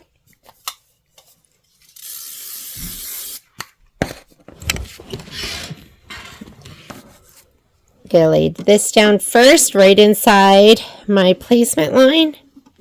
And then I'm going to lay down my background fabric.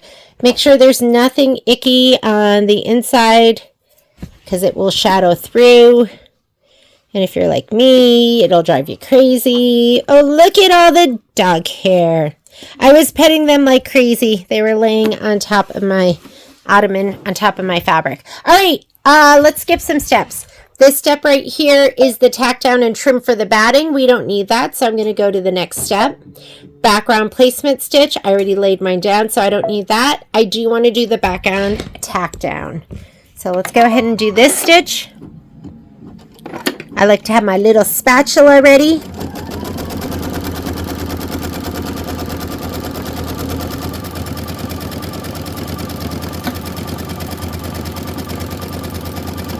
There's some ick on here, but it's okay.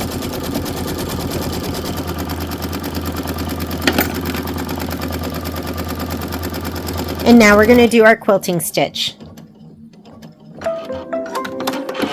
You know, I had some irregular looking stitches on the back, and Patrick was like, go ahead and put your tension back to normal. So I did just do it with my regular tension. You know what I need? Hang on a second. Okay, so this is the spool net that came with my big cones, and I felt like this was a disaster. It's not very elastic, and all my threads were breaking. This came with my serger, so I'm going to try and put this on. I'm going to fold it up too because it's really big. I'm going to make sure that the soft fold end is on the bottom because your thread can get caught on that as well. And let me go ahead and make sure this is coming out of the top, which it is. And I'm just going to put this thread net on. Okay, that's how I'm going to put it on. So it doesn't throw out lots of loops. And we'll see how that works. You know what? It's getting caught on the top now. Let me see if I can fold it down on the top so it's soft. There we go. So I folded it down on the top too, but guess what?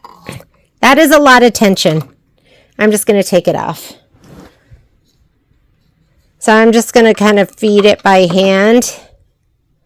And it is way more high maintenance than my Kingstar.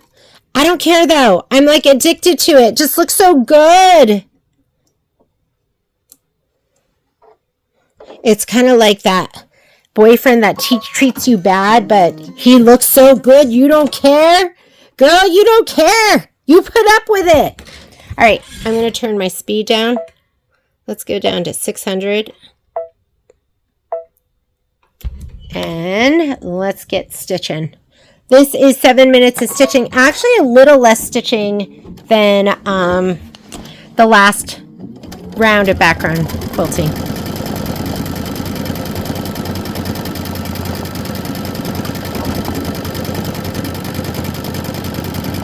And when I say I'm going to manage it, this is what I do. I kind of just hold it here and just make sure it doesn't feed out too much, that I keep it even. So it's not that much managing, but you know, I feel like my king star I can just throw in there and I don't have to think about it at all. But this thread looks so good.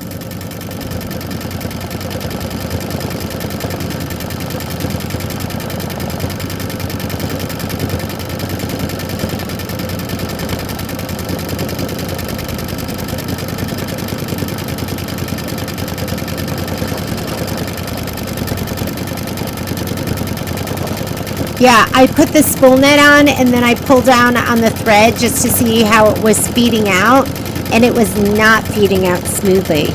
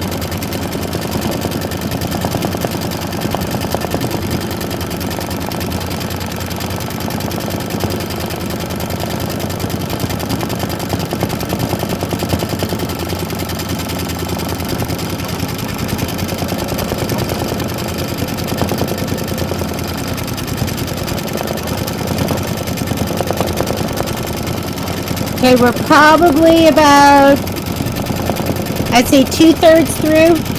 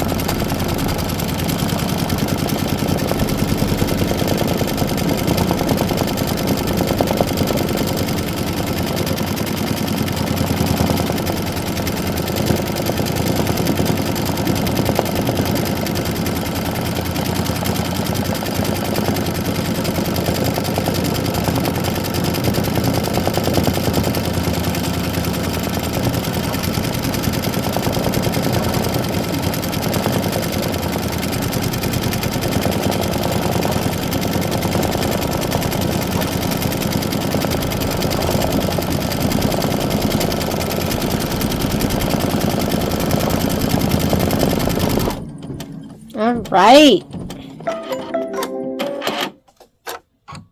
Not too bad. You're worth it, good looking thread. All right, let me take that out. Wind it up, and we are going to get started. Go ahead and look at our instructions. So next thing it wants us to do, we're going to skip the next couple of steps because that's going to be the placement for your fabric, laying it down, and then the tack down.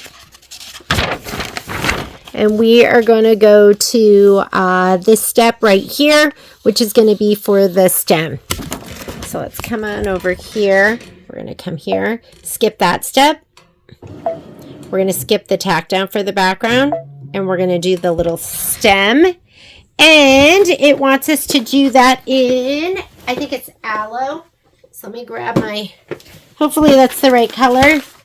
It is K, and K is aloe. Aloe is such a great green. I feel like it's in a lot of Kimberbell's projects. So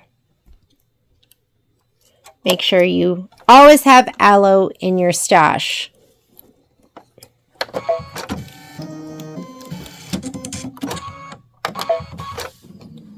Okay, stitch this out. It's a minute. And then we're going to do the cart top placement line, and we're doing that in Cool Gray 9. And the cart top is going to be that yellow.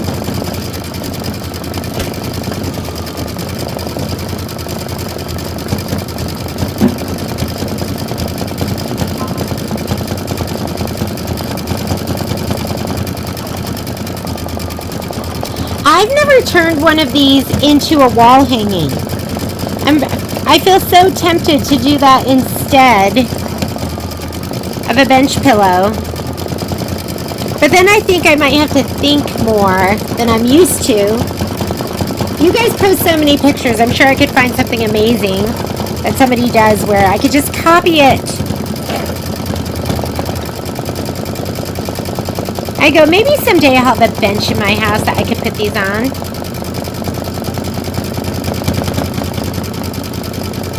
I'm more of a wall hanging type of girl.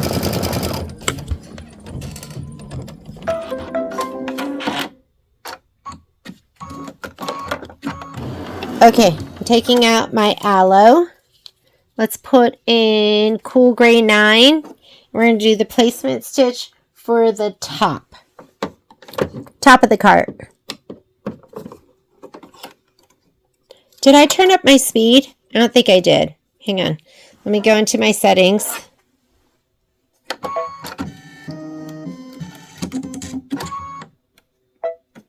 I did not. So I'm going to 800 stitches per minute. You've seen me do that before, so. And you're going to grab this piece of fabric, or the one that you've already cut, or this piece that you've already cut.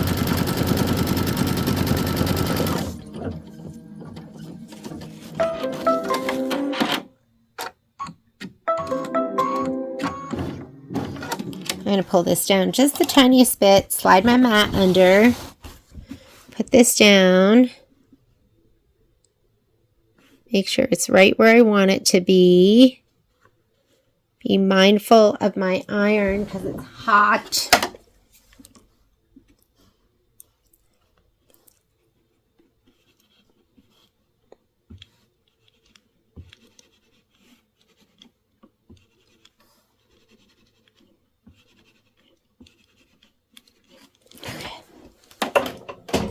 Take out the mat. Mat is removed. Slide this back on. And then I'm going to skip the next step. If you didn't cut it to size, you're going to do the tack down and trim. I'm going to go straight to the decorative stitching. It wants Cool Gray 9, so let it go ahead and do the satin stitch. It's going to be doing all of this. It's going to stitch the cart, top, post, and kickstand satin outlines. It's going to do the very top of that. That's going to be 3 minutes of stitching. We're going to be using Cool Gray 9 for several next steps. Then we're going to stitch the cart base placement line. We're going to lay down the little heart fabric. Mine's already cut to size, so I'm going to skip these steps. And then we're going to do the cart base satin outline. We're 10 minutes into our 41-minute stitch out. There's a little give and take when you do it like this. Get your fabric though. This is what you're looking for right here.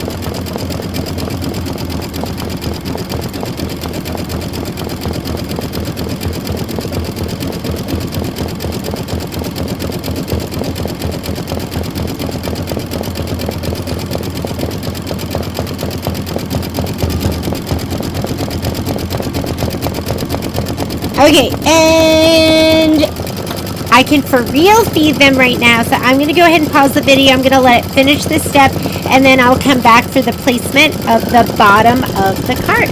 Be right back. Stitching goes so much faster when you're not sitting here just watching it. Okay, I'm going to go ahead and just hit start. I'm going to leave that in. We are going to lay down this piece next, which is going to be the bottom of the cart. The bottom. I was just upstairs discussing dinner plans with the fam.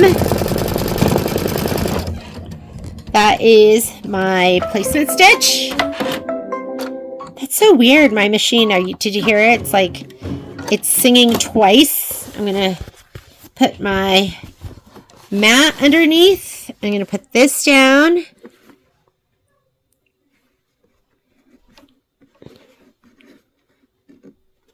That looks like it's right in there. If you are creating the stitch, the cut file, the applique material from the placement line, it fits perfectly. Okay, I'm going to pull my wool mat out, slide this all the way back on. And the next step is, for you, if you did not pre-cut, then you're going to do the tack down and trim. But I pre-cut, so I get to skip these 2 steps. And I'm going to do this, stitch the cart base satin outline. I'm going to just go ahead and hit start. I'm going to go, did I really pull out the wool mat? I'm going to go, yes, I did. Oh, you know what I didn't do? I didn't skip the steps on my screen. That was suspect to me because it was going right outside of that. So that is the tack down and trim. That's the satin stitch outline. That's what I want to do. Okay, so I'm doing the satin outline. And then I need to get my pale mist, because then we're going to stitch this little candy cane stripe right there with pale mist. And then J is lagoon. So we need pale mist and lagoon. Those are the next 2 colors we need.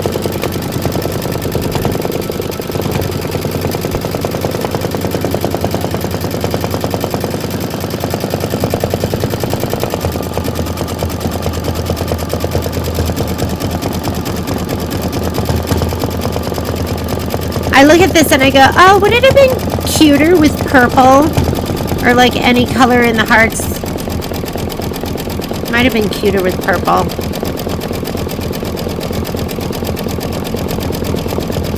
This is 3 minutes of stitching.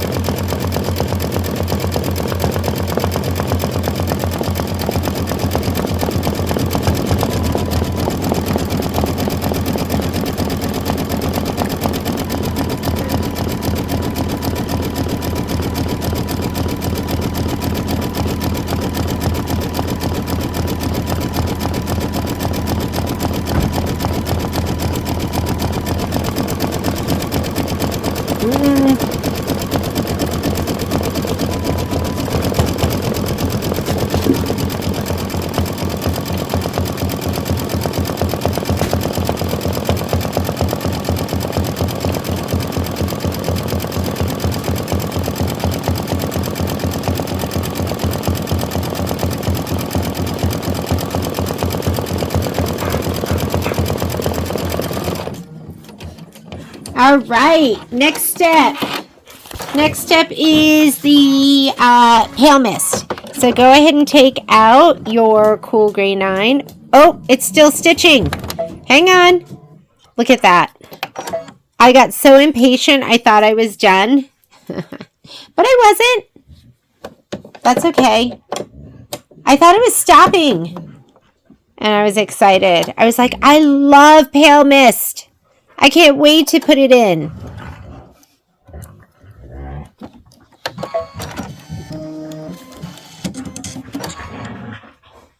Let me go back. I want to go back to that stitching, so I'm going to hit minus, minus, minus. Dogs are in here playing. Minus, minus, minus, minus, minus, minus 1, minus 1, minus 1, minus 1. Okay, and then I'm going to hit plus 1. There we go.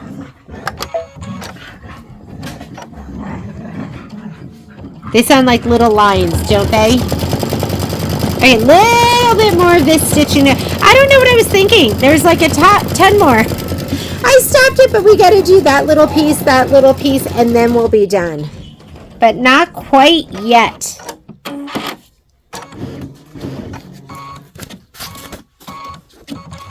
I guess I'm excited because I have not stitched in a while. And I feel like sometimes when I don't stitch, I'm not in the groove. And now that I started stitching, I feel like I'm in the groove. So I want to take advantage of that.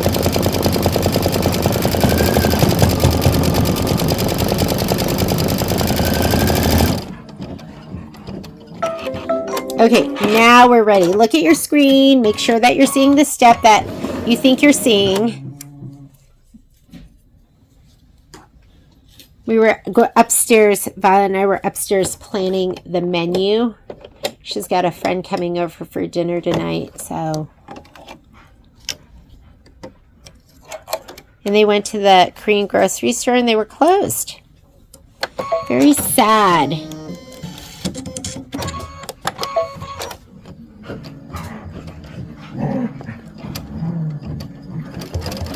Okay, we're stitching the candy stripe one fill. And we're going to do the pale mist, and then we're going to do the rest of the stripes with the lagoon. It's going to be so adorable.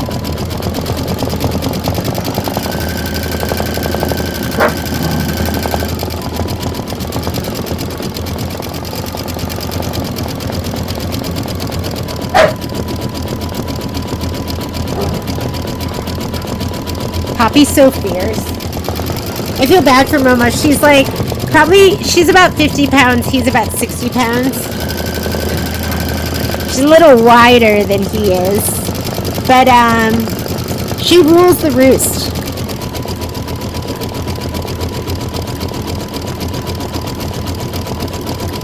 And we were watching videos of when we first got her. And she has ruled the roost when she was like a 10-pound puppy.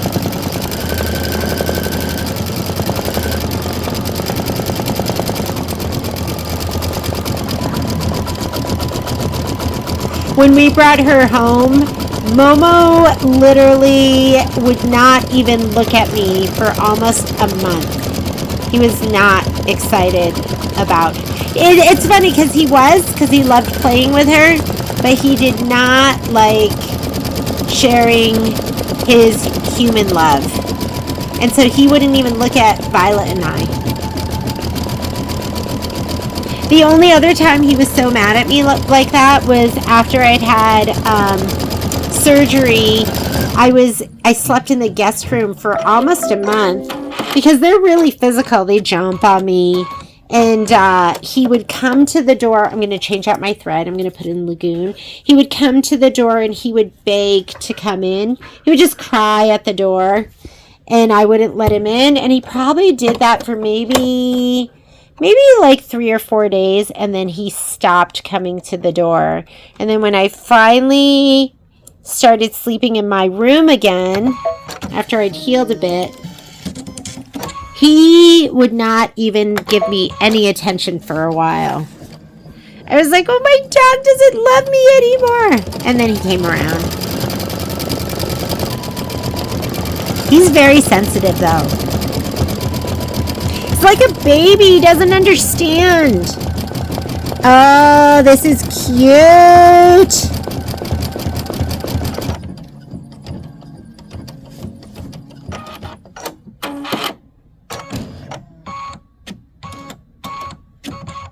And I'm going to get my fabric for the next block. After we do this one, we are going to be stitching out Grandma's Sweet Spot.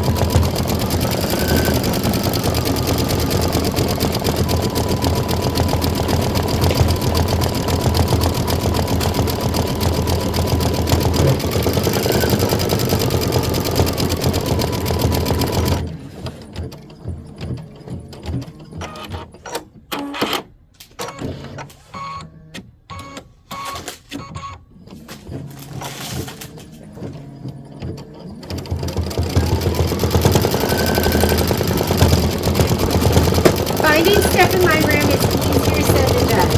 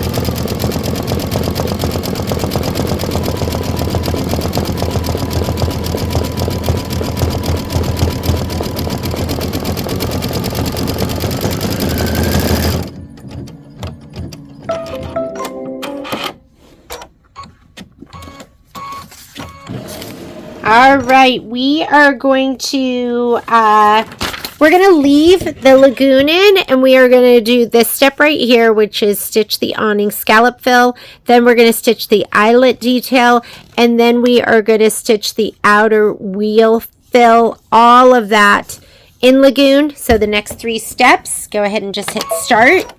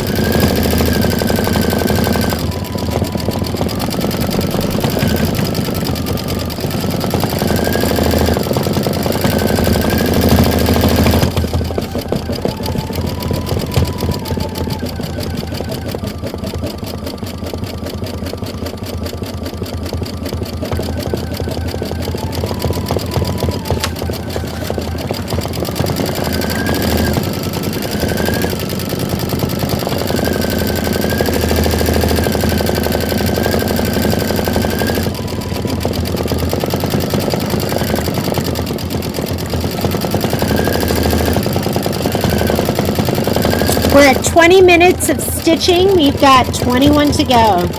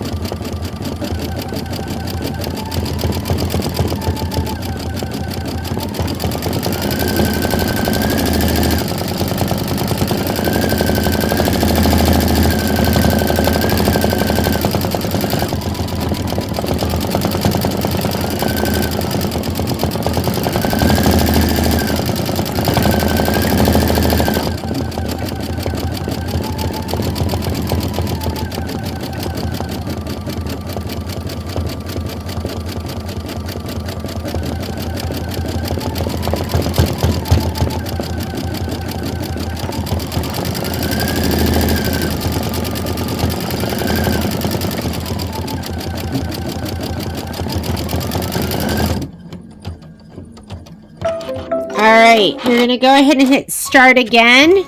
I think this is the awning, no, the eyelet detail.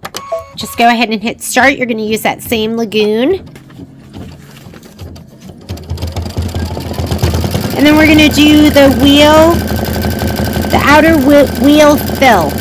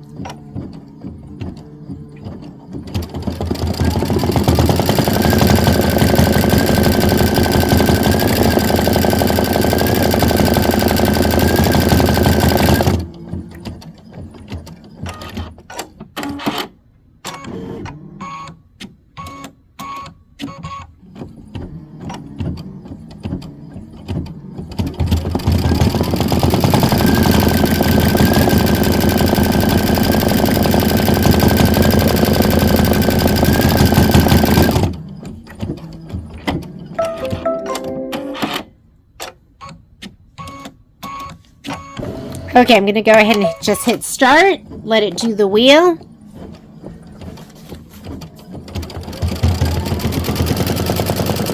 And then we're going to do the placement stitch for the awning. So next we'll do the placement stitch for the awning.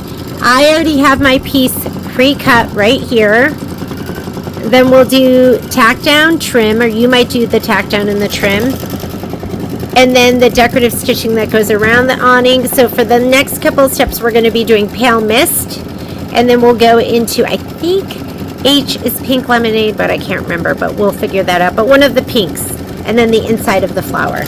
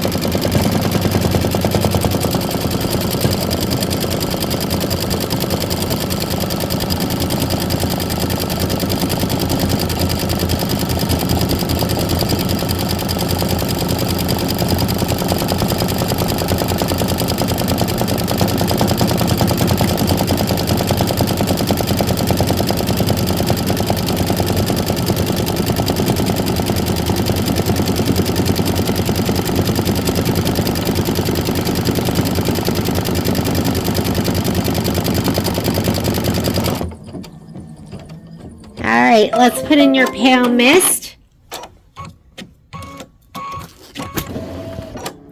Pale mist! We're going to do placement stitch for the awning. And this is starting to look so cute.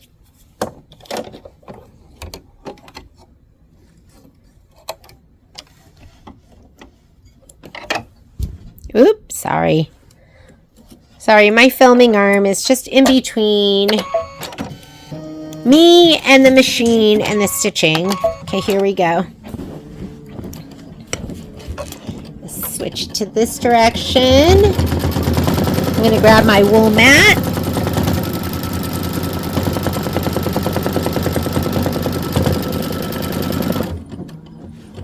I have a little itty bitty wool mat. You know how I lost?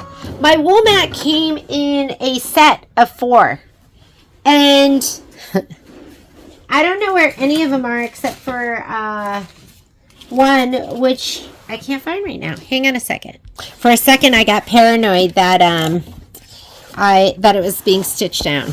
Yes, I did get paranoid. Okay, there we go. Gonna put that under. I can feel it. And let's put down this piece. There we go. Looks good, right where it's supposed to be. Gonna grab my little clover iron. I love this thing. I love it with the bigger spade. I do leave it in the high setting while I'm doing this, and then I'm gonna pull out my wool mat because I find medium and low aren't quite hot enough, but you've got to be really careful because you can burn your fabric, you can melt stuff. That's the tack down and trim. I don't need that. That is going to be the satin stitch or the decorative stitch. I do need that.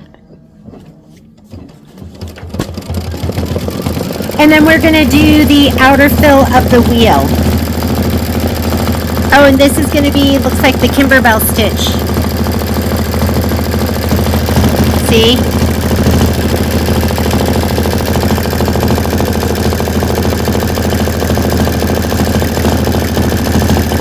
Dog here.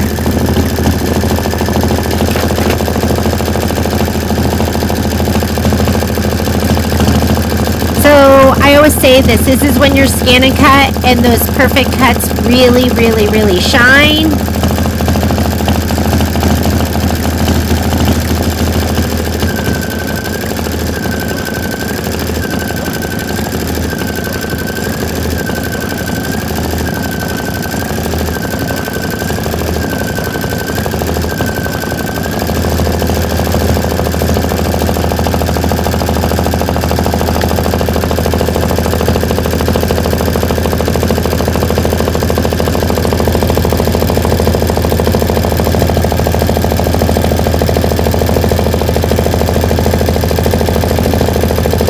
Let's figure out what H is.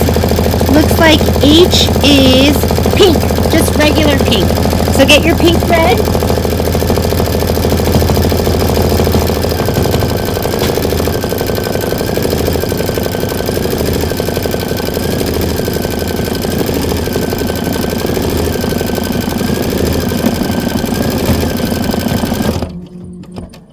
And then you're just going to hit start again. It's going to do the stitching in the wheel with the pale mist.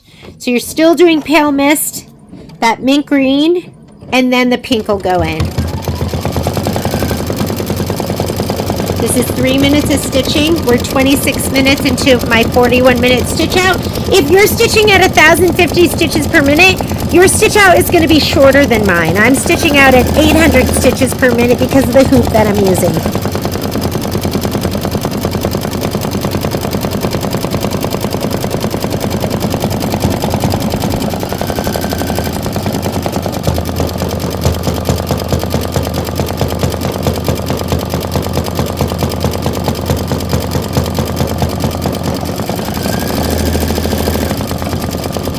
Oh my goodness, so we went to Williams-Sonoma. I literally have not stepped into a Williams-Sonoma in probably like 3 or 4 years. And it was so much fun. There was so much fun stuff. And I love to cook. I don't cook as much as I used to just because I'm so busy with the store. But back in the day, I just would have wanted every single one of those appliances, pots, pans, all of the like fun cooking stuff. Someday I'll be cooking again.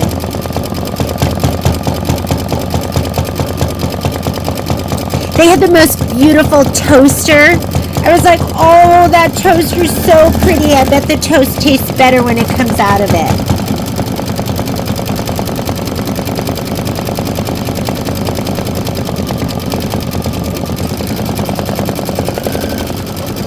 Don't worry about those puckers. We're going to press them all out. It is time for a bobbin change. All right, so I want you to go ahead when you do your bobbin change. Do you like my bionic looking machine? You're going to hit the cut button first. We'll go ahead and take this off. Whoop. Hang on. Look at me crowding this area. I'm going to slide it to the side. Pop this off. And I do just toss those bobbins. I mean, I've gone through so many bobbins. How many bobbins can one girl use? And these bobbins are just cheap. I feel like they splinter. They're not high quality. But I say all that. Okay, let me go back 10 stitches. I'm going to just hit return. Let's go back 10 stitches. I say that, but I reused those bobbins probably for like, I don't know how long. Even when they got splintery and cloudy and were icky. But then an educator for Baby Lock was like, throw those away. Those are cheap, icky bobbins. And then I just started throwing them away. But if you want to reuse them, I did. I just have so many at this point. And I can't hoard everything. I try, but I can't hoard everything. Or can I? Maybe I can. Okay, we're going to do the wheel, and then we're going to put our pink in to do the outside of the flower. So this is going to be our next step, the outside of the flower. And then we're going to do a placement line for, oh, here it is. It's like the smallest, littlest, tiniest for this little guy, which I already cut. Center of the flower. And then what? A satin center. We are almost, then we have to do the cupcakes. What am I talking about? We are not almost done. We are 28 minutes. We are like 3/4 of the way done.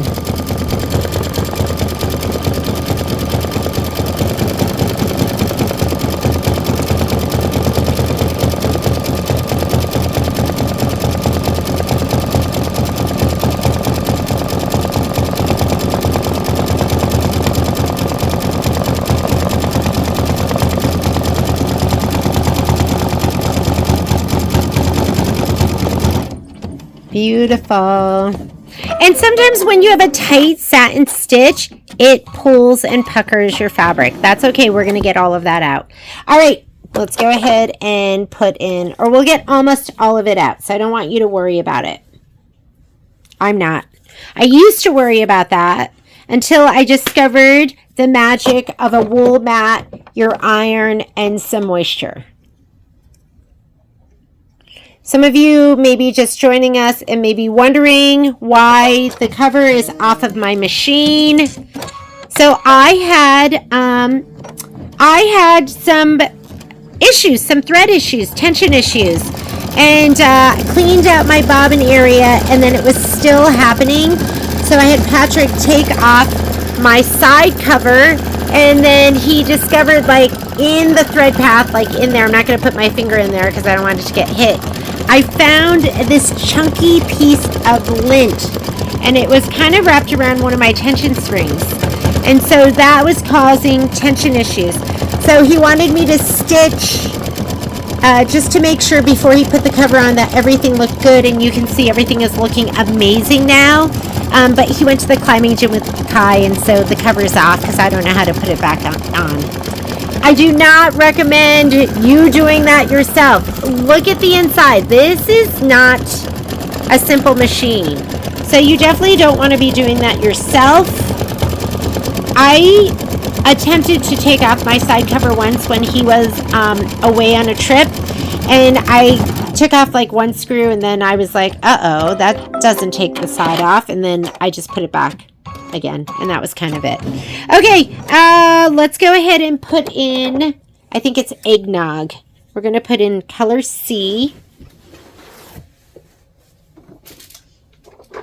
But it's kind of cool seeing like the inside.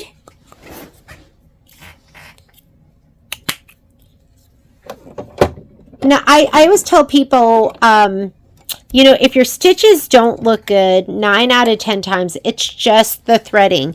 But sometimes it's more than that. So first thing I did was I rethreaded the bobbin, my bobbin area, and I rethreaded my upper thread. And I was still getting that issue. And then I was like, okay, let me clean out. My bobbin area was so dirty. It was, hang on. Patrick and Kai just got home. So, okay, so yeah, I didn't take anything off. So I'm sliding this under though, so I can put the little circle down, the little center. So let me go ahead and put that down. Then I went, okay, let's see if you want to go path of least resistance, right? Okay, there. Oh, did you see that? I just melted this. Okay, you got to be really careful because that iron gets so hot and it melted my thread a little bit. Sometimes you're going to want to use your Teflon sheet. It's going to be okay. All right. So I just put this down. I don't have to trim. And now we're going to stitch the flower satin outline. Let's go ahead. I'm going to skip this step. And I'm going to do that step right there. And I am just not going to worry about that right there. Oh, hang on. Sorry, that was down. Let me go back to the beginning of that step. And we are ready to do this for real.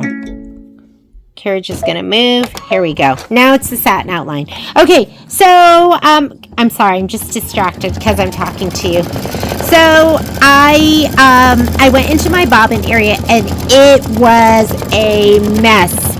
All I could think as I took off my needle plate was, I'm so glad I'm not filming. This is embarrassing. That is how dirty it was. So I cleaned it all out. And then I started stitching again, and it's quite possible that, because you know thread from the upper goes down into the bobbin area, it's quite possible that the thread scoops something up onto the thread in the bobbin area and put it up here in the upper thread area. So, and then it still looked bad. So at that point, that's when I got Patrick. I was like, I'm going to go get Patrick. I'm going to have him figure this out. And so he took off, at that point, he took off my cover over here. And he looked in, and right in here somewhere, he was like, I see something. And there was this hard piece of lint that he removed. Okay, we're going to put in Lagoon next. That is, if you plan to, or let's read this.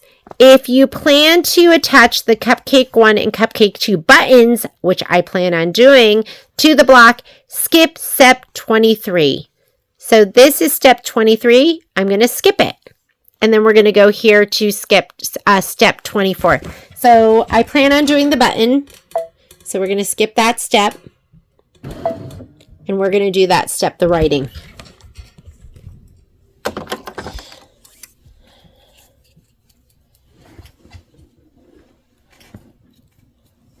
And yeah, so that is why I'm stitching without the cover. He wanted me to, because I mean, it's not a huge amount of work to take off the cover, but there are several screws that have to come out.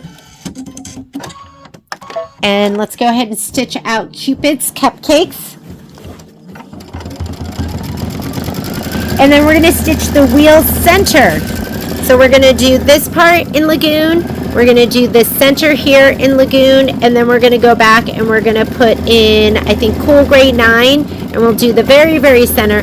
And then again here, we're going to skip this if you are going to do the cupcake. So let's go ahead and take a look at the cupcake buttons. If you are doing the cupcake buttons, look how cute they are. So we're just going to put those buttons on. We're just going to sew them on. So you're going to be able to skip some of those. Those cupcake buttons go right here.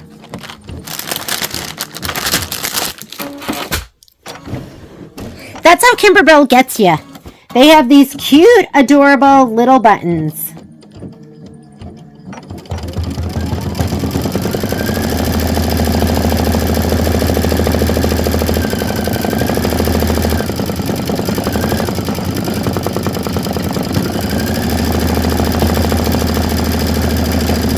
we get to skip so much. So we get to skip. It's kind of like Candyland, right? You get to skip right down the chute or whatever that was. We're going to skip 27, 28, 29, 30, 31, 30. We're going to skip 27 through 33. That was cute. It's going to do the center of the wheel. Just hit start. It's going to do that in Lagoon. And then we're going to put in our Cool Gray 9.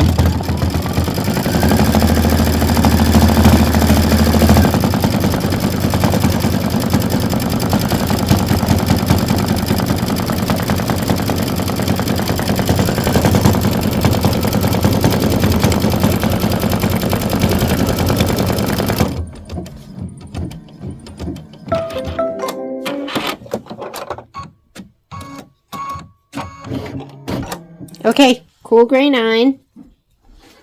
We're 34 minutes into 41 minutes.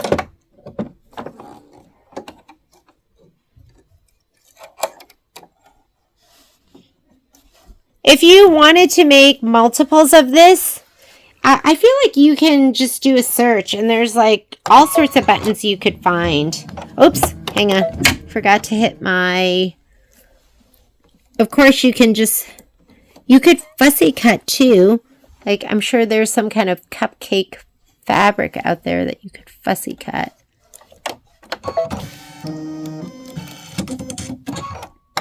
It did like 2 or 3 stitches. I'm just not going to worry about those because usually there's like an undersewing that it does.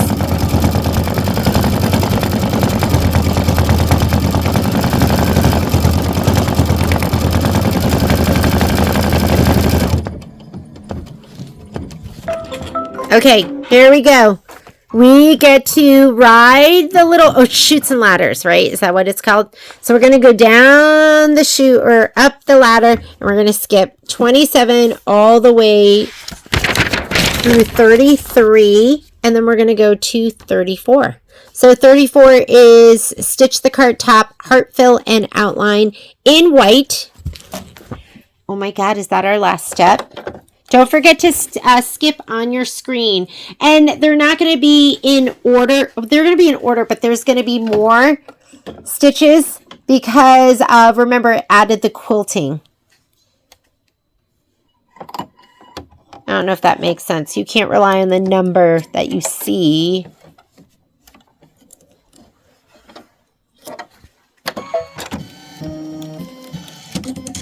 All right. So we're going to go... That was, I think we're skipping all of these. They're all on the cupcake, and I think that's going to be the step that we do. It's the last step, 41. Step number 41. It's going to be the little heart fill and outline. And then we're done. We're done with this one, and let's hoop up for the last block, which is Grandma's Sweet Spot. Looks cute.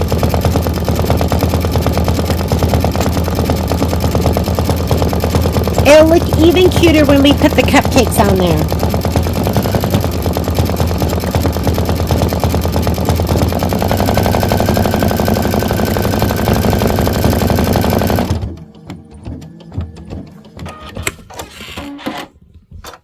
Adorable. All right, I'm going to go ahead and slide that out. Let's rehoop.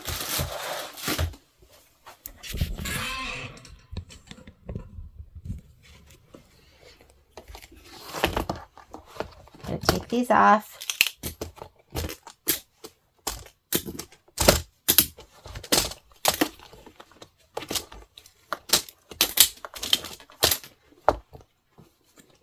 I'm going to remove this top block up here. I always cut from the back side so I can cut right in the middle in between the two. I mean, this is like 2 inches of fabric. So I could hoop it even lower.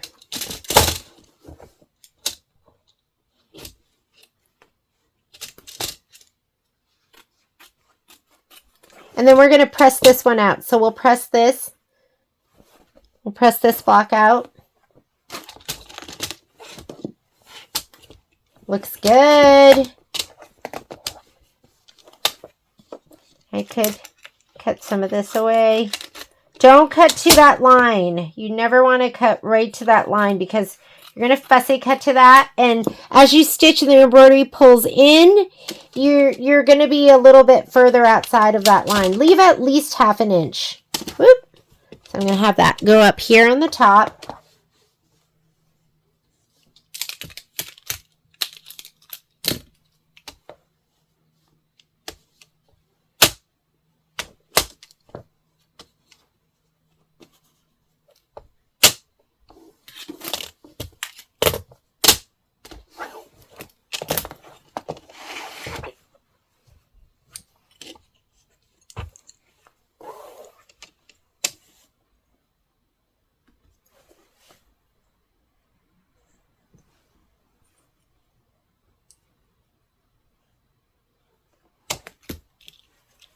I'm going to pull this taut, but not tight.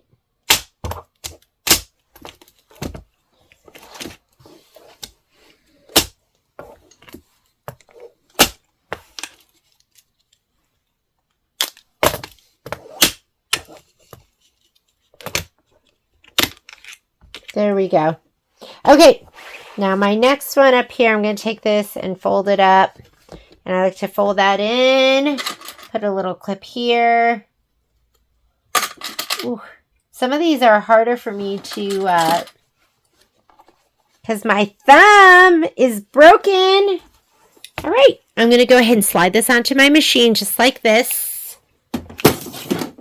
And we can come on over and let's load our next design, which I think is called Grandma's Spot. Make sure you don't have any passengers because this is magnetic and sometimes stuff that you have, your little notions, might stick. So just make sure that there's nothing under here. All right, we are doing this one next, which is Grandma's Sweet Spot. And if you look at your spreadsheet, we are going to load in Candy 1, 6x8 pink rose, align with the bottom, 7x12 hoop or bigger, and 6.5 by 8.5. I find it really helpful to look at the picture because I get confused with which design is which design. So it's the one with all the words. That's what you're looking for your background quilting design. All right, so we're going to come on over here. Let's go ahead and touch our home button to clear our screen, and we're going to say okay to finish. Home. Okay. And let's go into embroidery, the pocket. I'm going to go in here where I pulled in my design database transfer, and that's the design I want with all the words. I'm going to go ahead and set it and leave it right in the center. Now we're going to bring in the next design. So you're just going to touch add. We're going to go here to the pocket again. Let's go right here to our design database transfer. And we are looking for Grandma's house, which has the little round window and then the other window in the top. And go ahead and set. Now remember, for alignment, it wants the house aligned with the bottom of the quilting design. So let's come up here to the zoom. Let's go to 200%. The red box is around the house design, which is what we want. If it's not there, you could hit this button and that'll put it around the quilting design. And then you can hit that again. It'll select between the different designs on the screen. Don't move it with your finger because you might move it left or right, or you might move the design behind it. Just go edit, go to your move keys. Yours might say the word move. Mine has the arrows. And then I'm going to move this down, and I want that red line on the house to be on the bottom orange line of the quilting. And that looks perfect. I'm going to go ahead and say okay. I'm going to zoom back out to 100%. And I want to move them up, but if I do it in this screen, they're going to separate. So I'm just going to touch embroidery, which will combine all your designs that you have on the screen. So if I had 5 designs, wherever they were, it would make them into one. So I'm going to touch embroidery. Those 2 designs are now one. I'm going to go layout. I'm going to go move again. I'm going to move that all the way up to the top so I'm not wasting any of my stabilizer or muslin. And it doesn't go outside of my embroidery field because if you look over here, oops, I have my my hoop on. Carriage is going to move and we are ready to go. All right, I've got white thread in there. I want to put something we can see, so I'm going to take the white out. And how about we put in pink?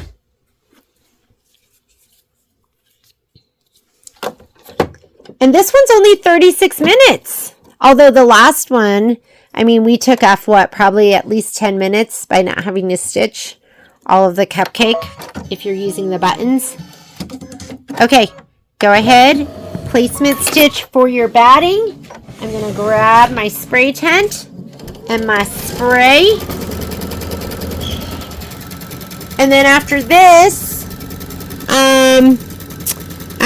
we're going to, here's my nubby side. We can do our borders, right? We have to piece them. I think I'll do that tomorrow when it's like daylight. Daylight, da da da da.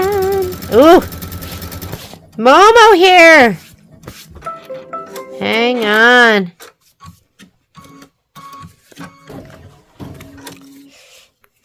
I was petting both of those dogs up on my ottoman. I'm going to have to delint it. Okay, I'm going to lay this down. And then I'm going to lay this down on top.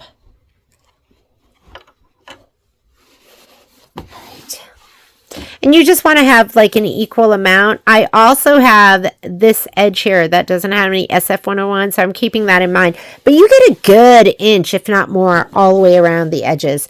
All right, we've got to skip some steps. So before I do my tack down, this is, you want to go to this button, which is where you go forward and backward stitches. So I'm going to go ahead and touch that. And that is the tack down for the batting. I don't need that because we cut it to size. This is the placement for the background. I don't need that because we already laid it down. That's the tack down for the background. And that's step 4. So usually we're doing step 1, skipping 2, 3, and we're doing 4. Okay, let's do it.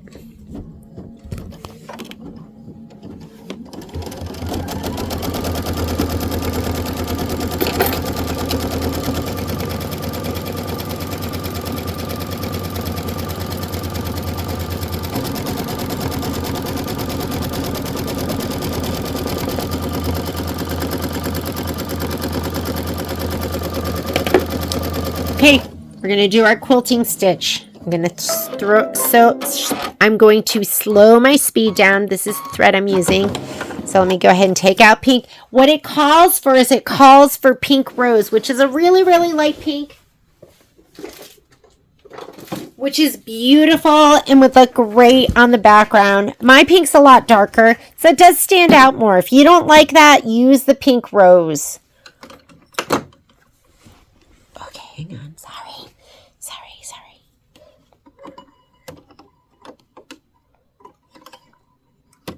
I just can't help myself. I don't know what it is. I'm so in love with Hala Shimmer.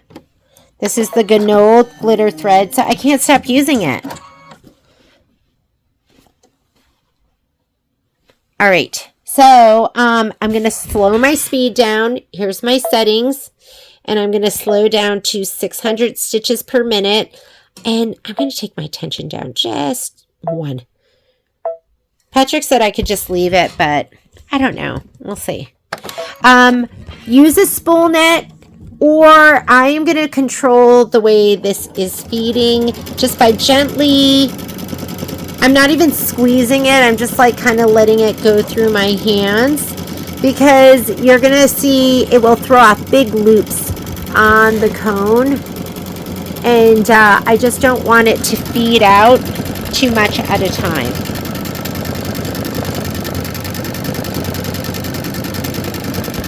So this is going to be 9 minutes of stitching.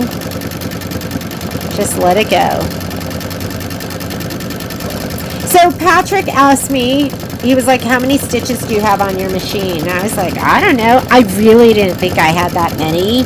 but I had 2.5 million stitches for my last service, which I think I had my machine service maybe this summer. So you want to service your combo machine probably around every 3 million stitches. If it's a sewing only machine, we recommend that you service it every million stitches for your sewing only machine. And then if you have a multi-needle, at every 1,000 hours. Or when your mama ears tell you it is time.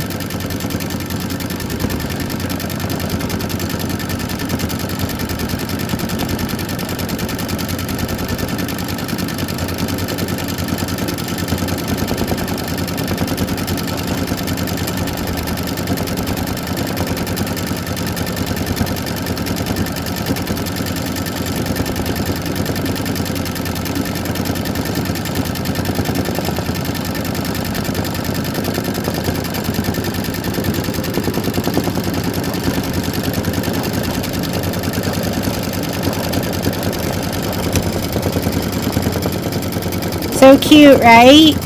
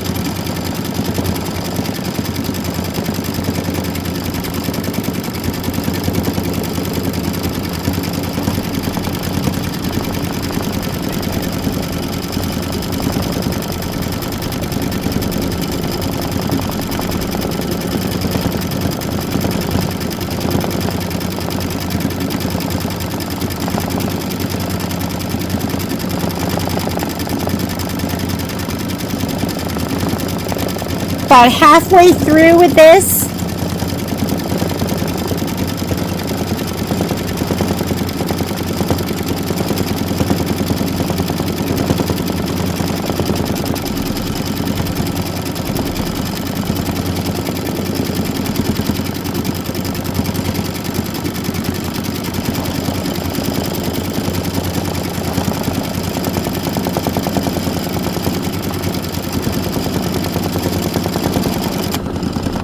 Oop. Had a little break there. That's okay. Let's go ahead and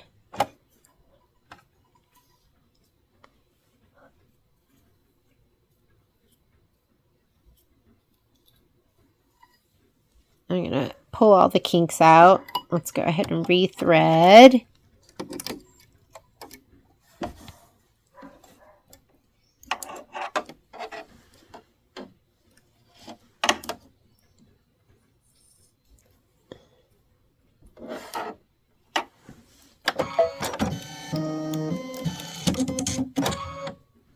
And I'm going to go back. Let's go back. Maybe let's go. That's 15 stitches. Let's go ahead and hit start.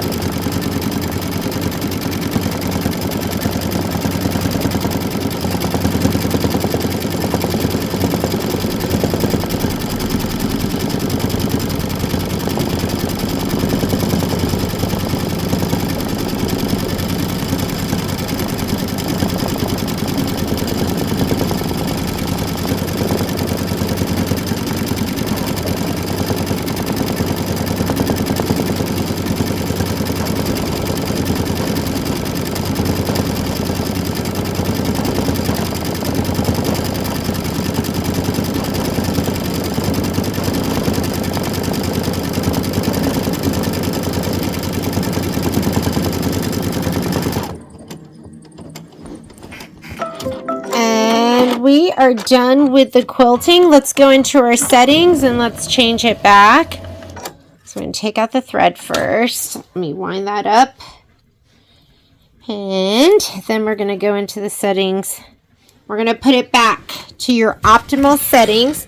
So I'm going to get out of here and I'm going to touch my settings button. I'm going to go back up to 800 stitches per minute, and I did change the embroidery tension. I'm going to put that back at default and say okay.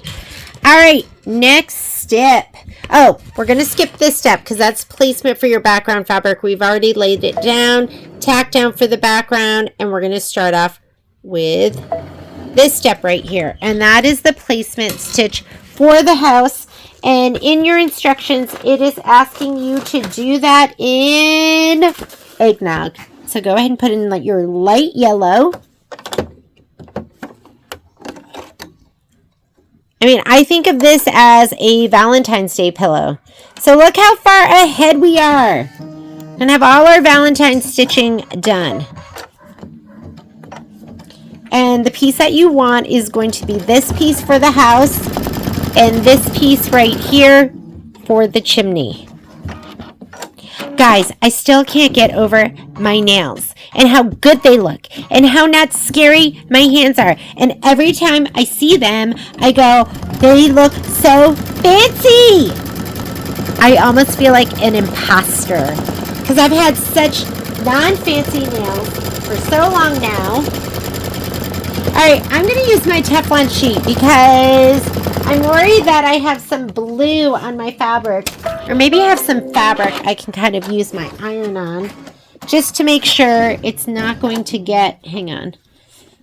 I'm going to pause this because I'm going to clean my iron a little bit.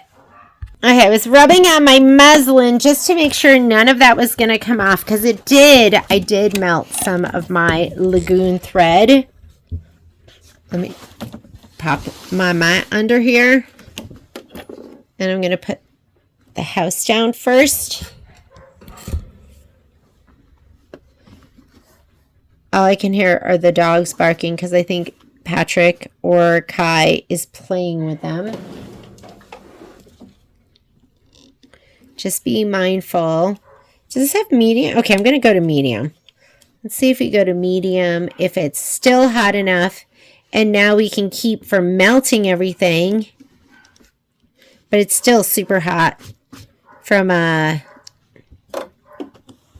using it before. From it just being on high. Okay. So this is down good enough. I'm going to put the little chimney on as well.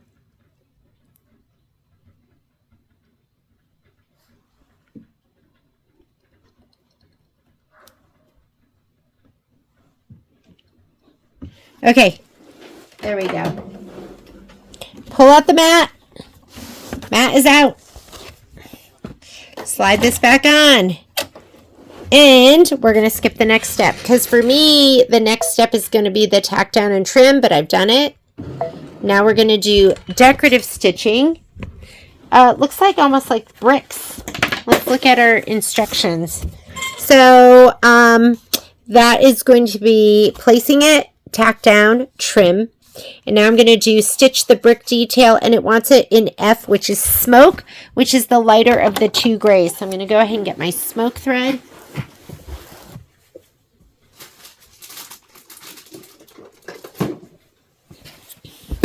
Where are my trays? I got to find my trays because I really like using those.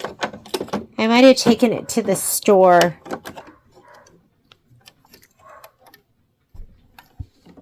I have two.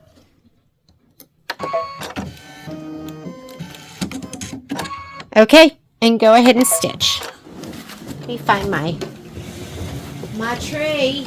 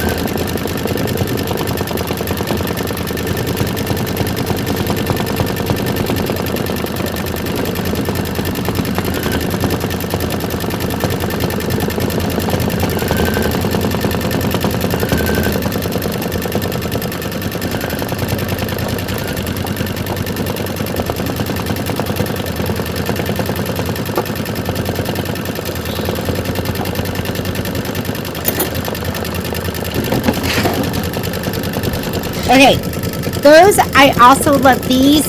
These are my thread trays, and I will use those when I want to organize my thread for a project. I was in my multi-needle room, which I want to get my multi-needle fired up. I've been barely able to kind of just figure out just my one project at a time. But usually I like to be needling on both.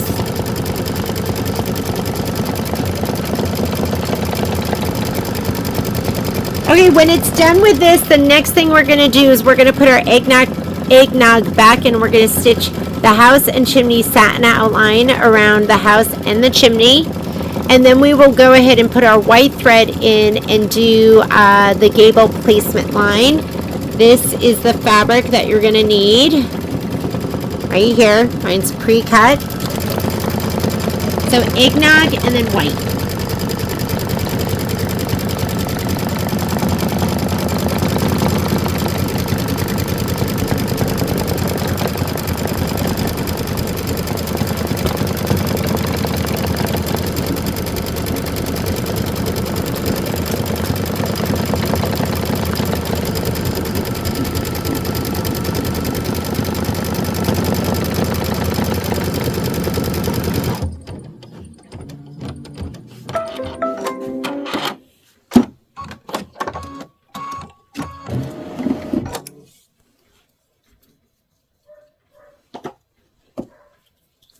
I've discovered so much great product from you guys.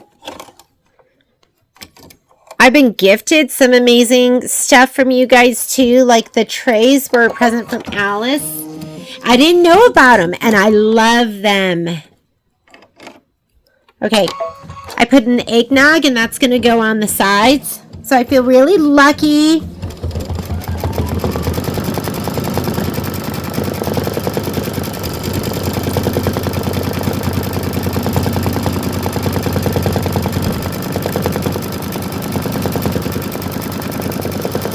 This is 5 minutes of stitching.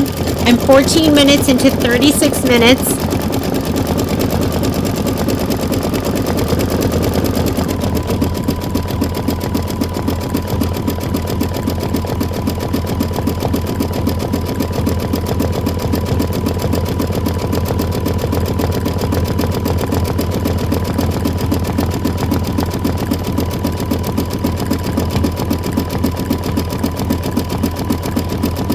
And then you're going to want your white thread.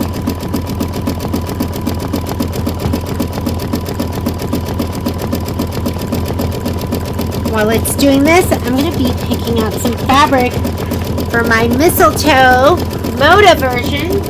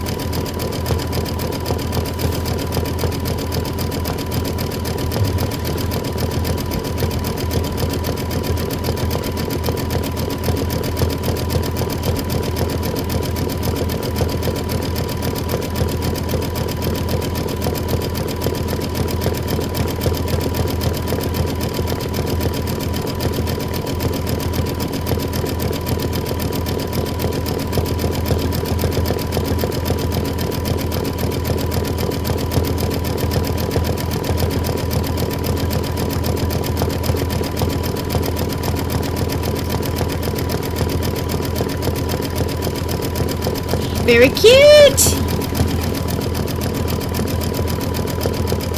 And then get your white thread ready. Waiting in the wings. That eggnog is adorable. It's just the perfect light yellow.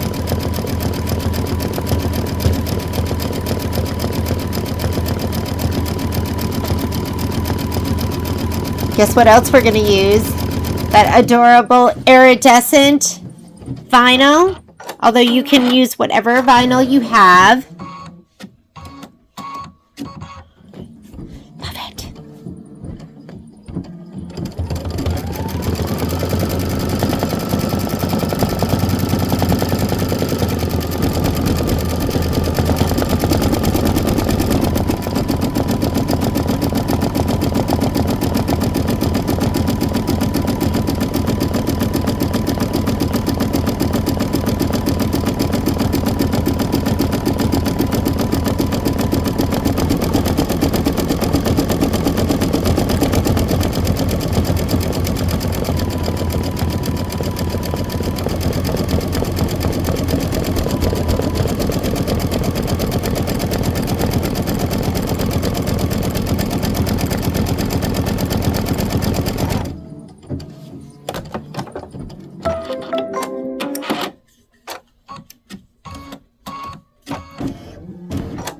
All right, I'm going to put my white thread in.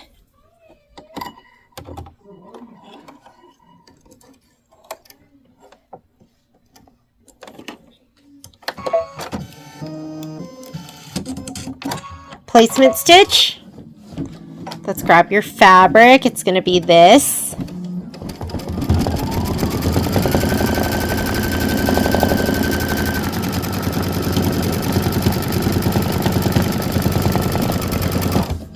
Going to grab my little wool mat. Going to slide this forward.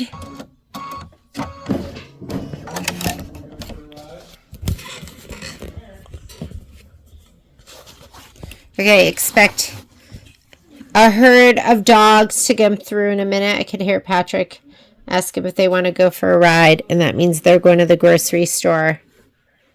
Here we go. Come on, guys. I turned this down to medium heat. So let's see if it's hot enough still.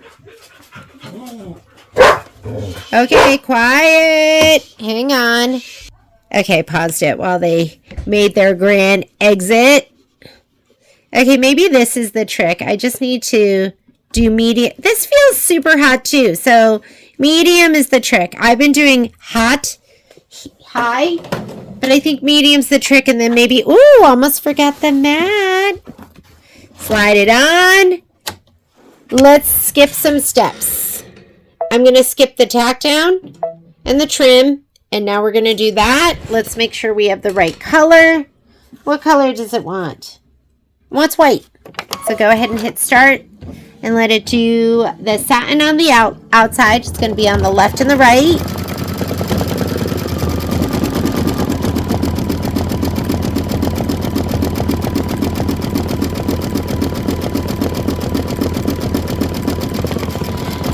So right now I skipped this step, which was the tack down and the trim.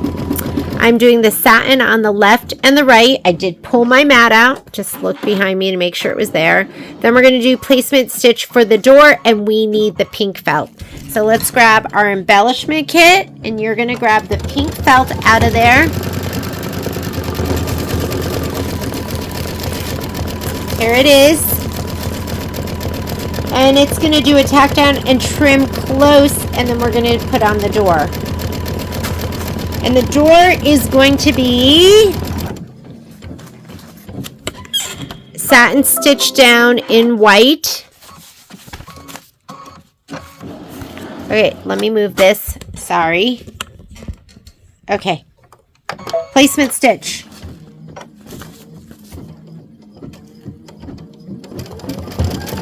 I'm going to give this a little shot of spray over here on the left-hand side. How did my table get put so far away?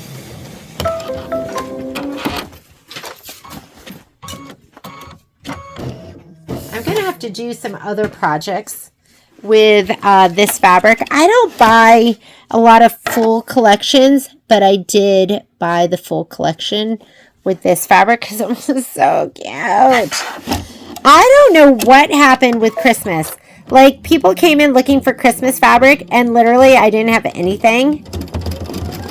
It was very shocking. I was like, why don't we have any Christmas fabric? Let's get your snips. You're going to trim this next. Snips. Hopefully that was all supposed to be in white. Yes, because it's going to do the satin outline in white. Remember? I forgot, so hopefully you remember.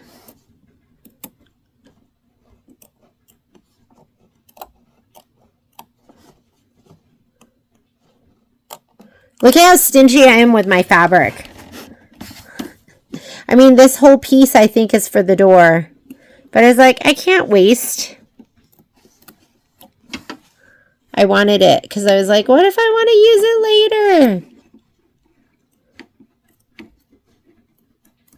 later? This must be Sunkissed Peach, maybe? Maybe that's what this is. If there's embellishments that you like from Kimberbell, you better get them now because you never know when they're going to discontinue them. Okay, here we go. I'm going to slide this back on, and you are just going to hit start, and it's going to do the white satin outline.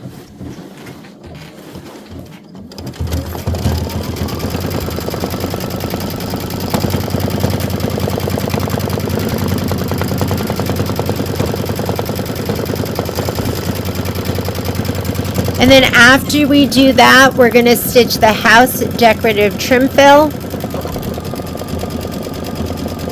Maybe that's going to be up at the very top. And then we're going to put in Lagoon, and we're going to do the window placement lines. Okay? Oh, for a second I saw the yellow over here, and I thought I left yellow in. Got all nervous.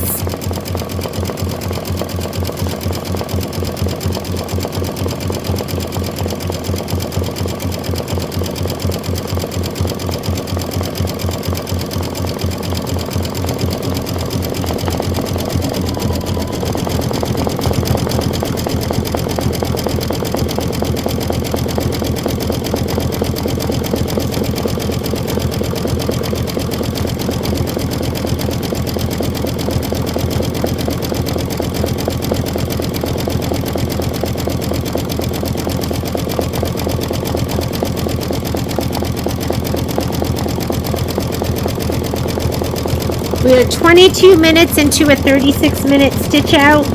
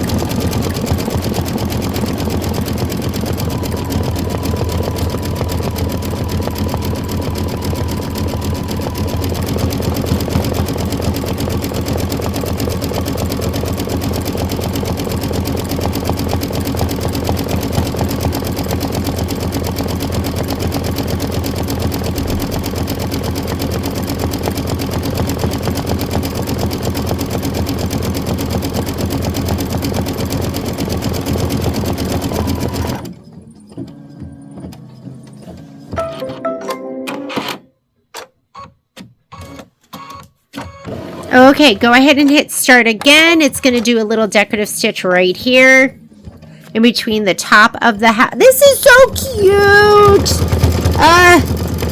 Kimberbell, your stuff is really cute. I feel like they're cute without it being too cutesy. Like it's cutesy, but not too cutesy.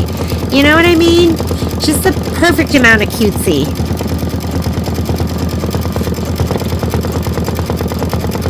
And then get your Lagoon next. Lagoon. Here we go. Here's my little thread tray, so I'm going to grab my Lagoon. We're going to do that one next. And you need to have your windows. So I did scan and cut my windows. We're going to have this one on the top, this one down below. I'm going to move that tray just in case. And then I want my special vinyl.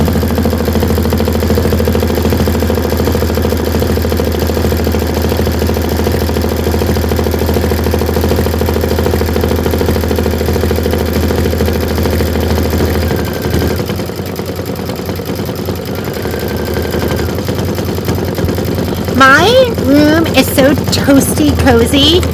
Again, this is the vinyl I'm going to use.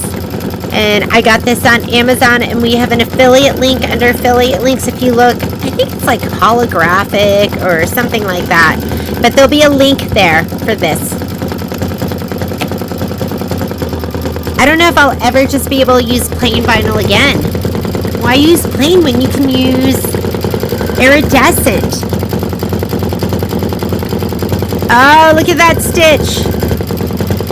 Is that so cool? However, they had it digitized. It's just white thread, but it looks incredible.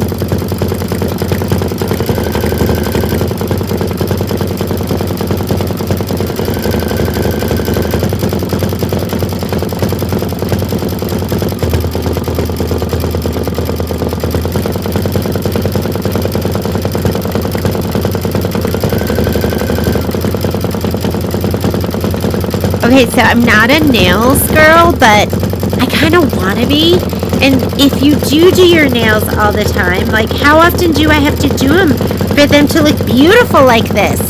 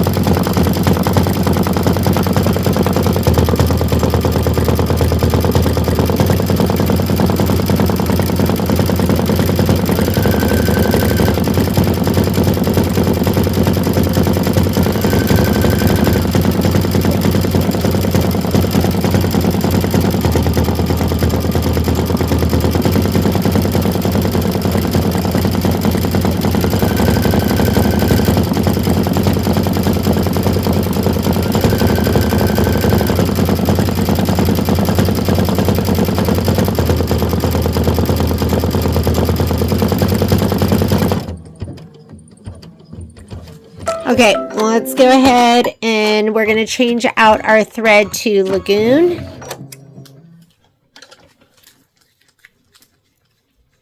Back to using my big white cone.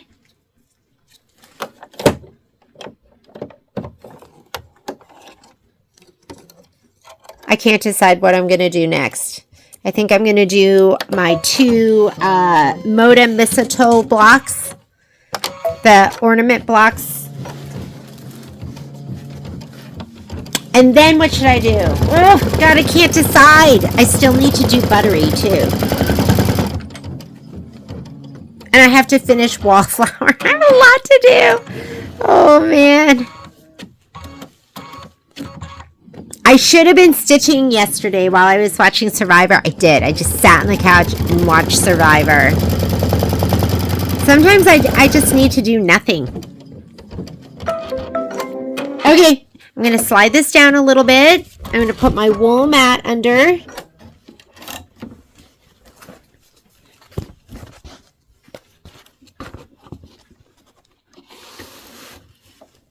And let's go ahead and put this here.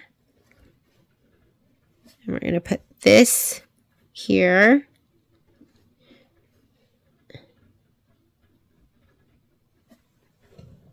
And I have this turned down to medium.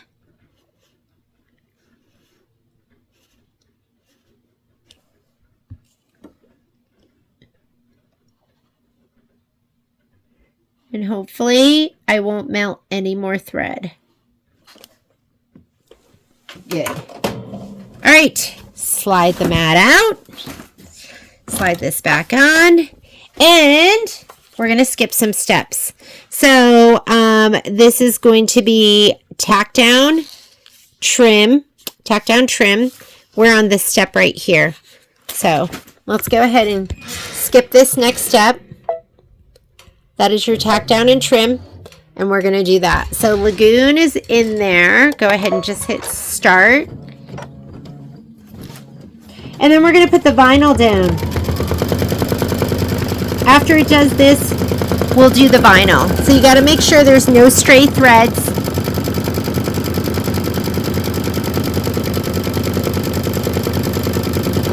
And this is the difference. I mean,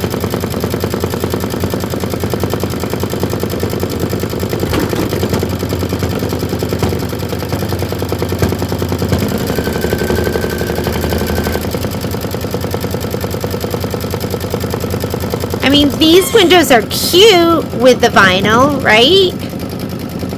That's cute. But that's cuter, isn't it? Heck yes. So that's what we're going to put down here.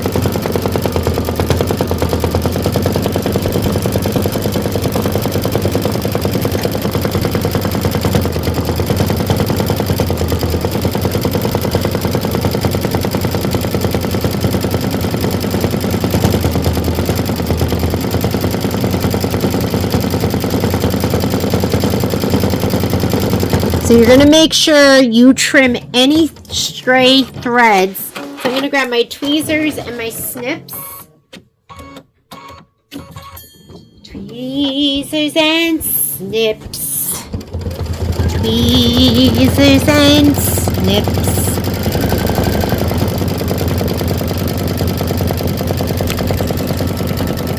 Are there any stray threads here? No. That looks amazing.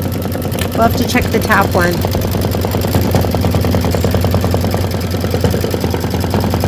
Oh, it looks so good. Scan and cut. You cut so well.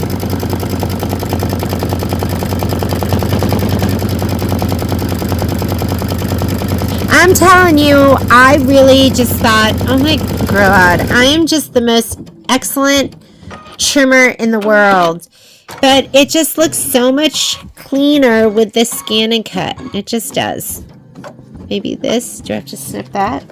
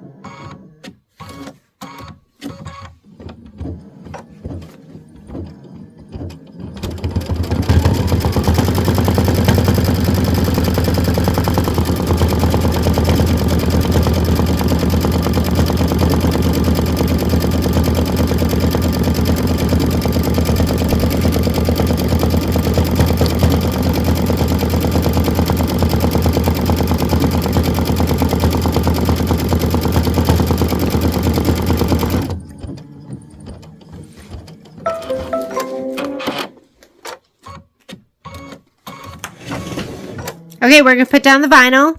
Okay, look how gorgeous. All right. I'm just going to lay this down and then we'll trim it as we go. Because that's the kind of girl I am. So I'm going to put this down here. And I'm just going to let it stitch. Oh, check it. Whoa! Oh, for a minute, I thought that was a big hairy thread in the middle, but it's not. Okay, here we go. We'll do this one first. I know my hand's in the way.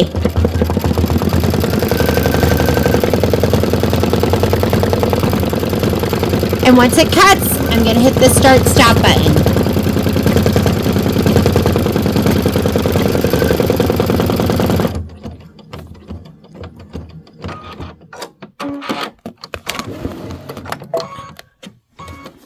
Okay, So it's going to stop. I'm going to slide this down and let's trim this first. And then we'll do the next one. Okay, I want my curved straight scissors. Good luck finding those. Curve straight. Curve straight. Oh, I found him.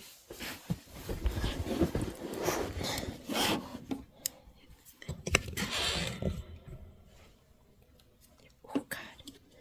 Okay, here we go.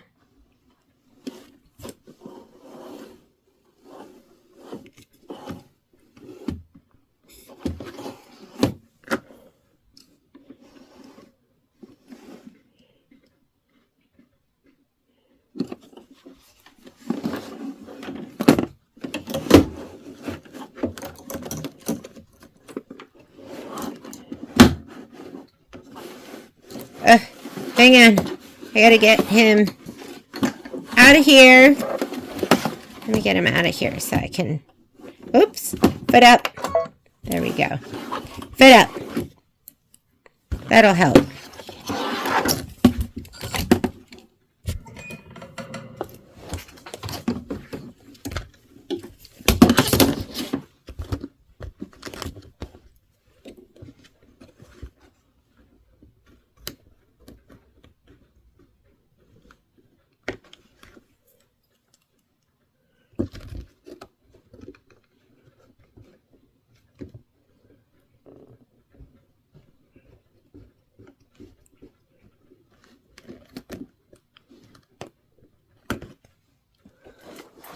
Pretty. Okay, let's slide this back on. Now we'll do the other one.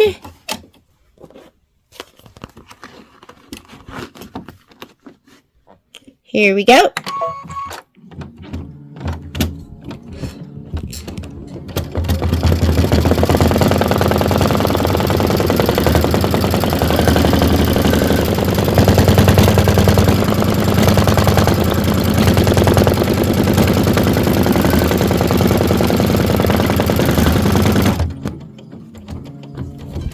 I feel like this vinyl is so amazing because it just takes on whatever fabric is behind it. Let me go ahead and slide this off. And let's go ahead and trim this because it's round, so it's easier to trim it when it comes off.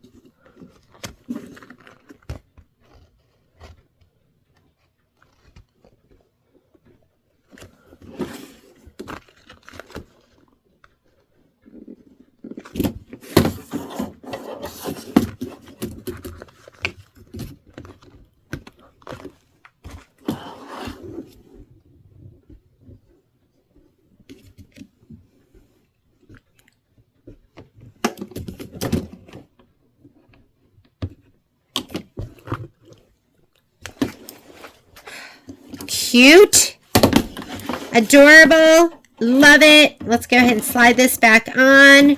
Windows, vinyl is on, and then the next set of instructions say,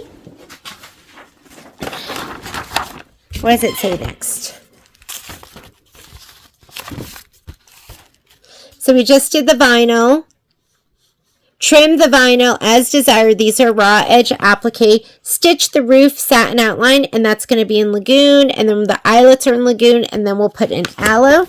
So for right now, you can just go ahead and hit start, and it's going to do the roof outline. And then we're going to put Aloe in for the stem, celery in for the flower, and pink in for the flower center. So we're going to be Aloe, celery, pink. I think H is pink. Yes, H is pink. And then we're going to put in Cool Gray 9 for the little smoke. And then that's it. This one will be done.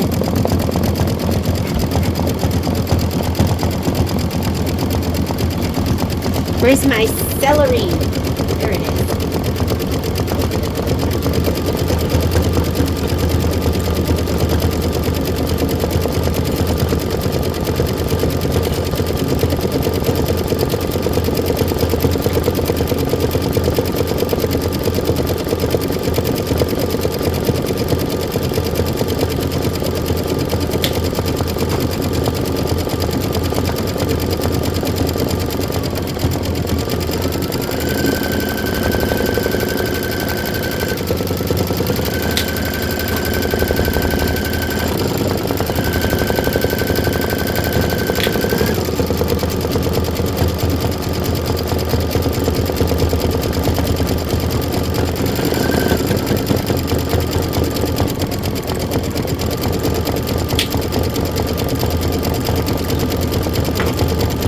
Okay, Kai, what is your question? Kai's in here. You've got a question for me. You want these sprouts in stew, or should I make them? We bought these sprouts. Oh, yeah, you can put them in the stew. So Where do you want to make them? I'll say half of the recipe of lunches for one child. I'll say the other half. Okay, sounds good. Did you guys buy the little mushrooms? Okay.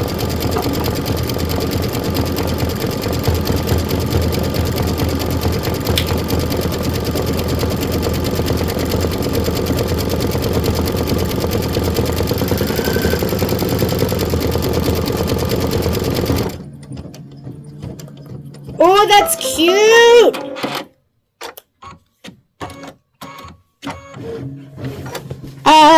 Now it wants the eyelets, so just go ahead and hit start again with the lagoon.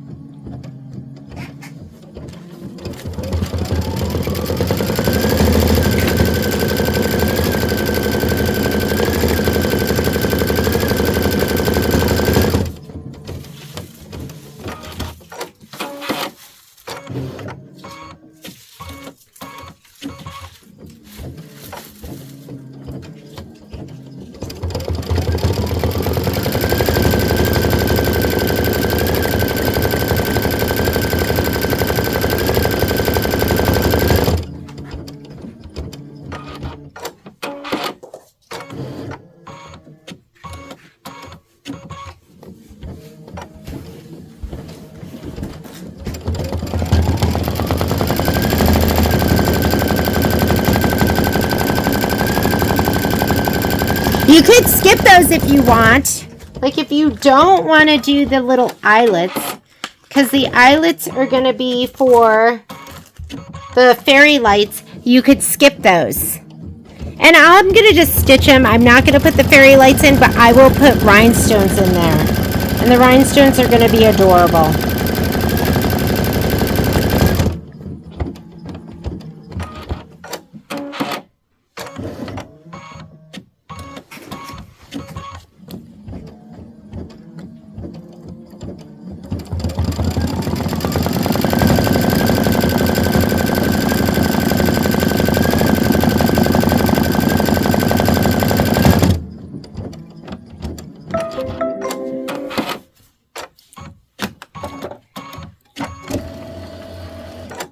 All right, let's go ahead and put aloe in next.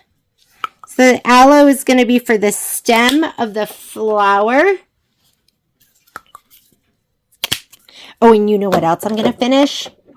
My two bridges, my OESD bridges.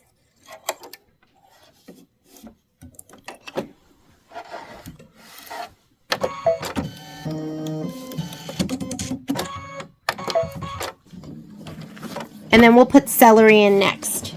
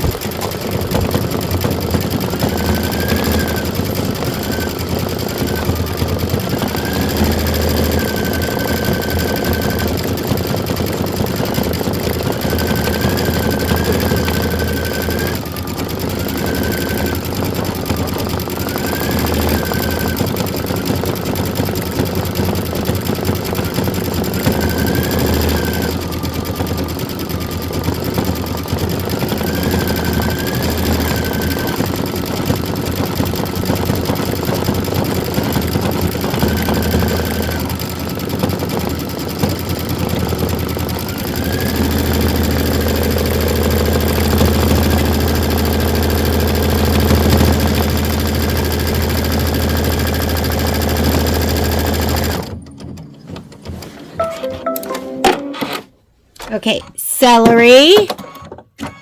I love it when people recreate these and they do their own version. I can't wait to see what everyone does. Okay, people coming through. Might get loud. Might get loud in here. Here we go.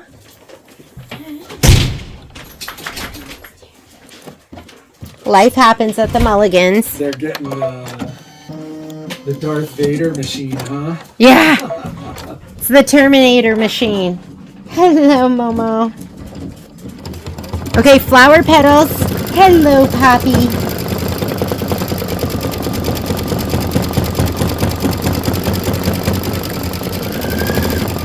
And then for the very center again, we're going to use pink.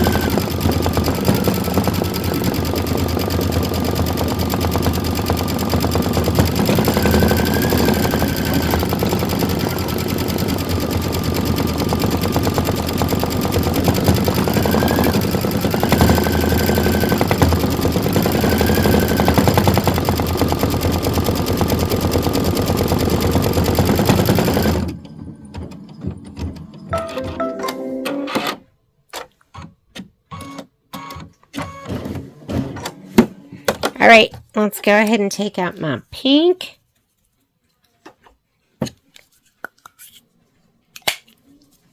We're going to do the flower center. And then we have to just do the wisp of, I like this. I like my cover not being on because I like seeing my take-up lever in action. Just this guy right here, I like seeing that. I like knowing he's threaded, that watching him go up and down. But it's probably good to not have all of this stuff in here exposed. I mean, look at all those wires. And what is that little board there, right?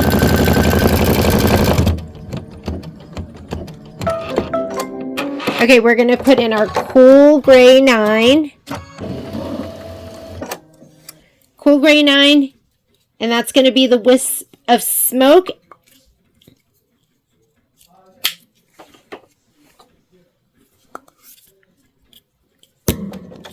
And then we are done with this stitching. This video will be over. I will post these. Sorry about the slow start in the beginning. But it's kind of good to see all of that stuff and know that it doesn't just happen to you.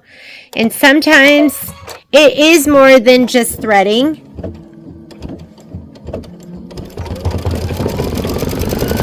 It's going to do the wisp of smoke, and then it's also going to do the doorknob. And then it looks like there's one more step. What's the last step? The last step is...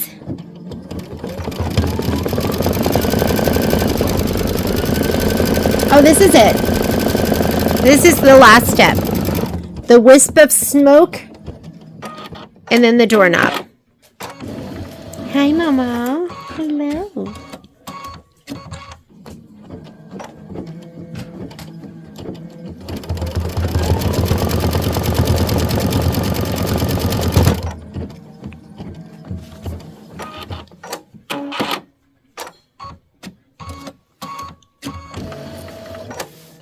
And there we go. That is it. So, I will do a video that shows you where we finish. Well, you guys know how to trim it. So, trimming it, sewing these pieces together, and then I will put together the border pieces and then quilt those, and then we'll be ready to put the whole thing together. So thank you for joining me for the embroidery of, what did we end up doing? Grandma's Shop, Cupid's Cupcake, and the other one was what? Soda Crush. And I will post these videos and we will see you soon. Thanks so much. Bye.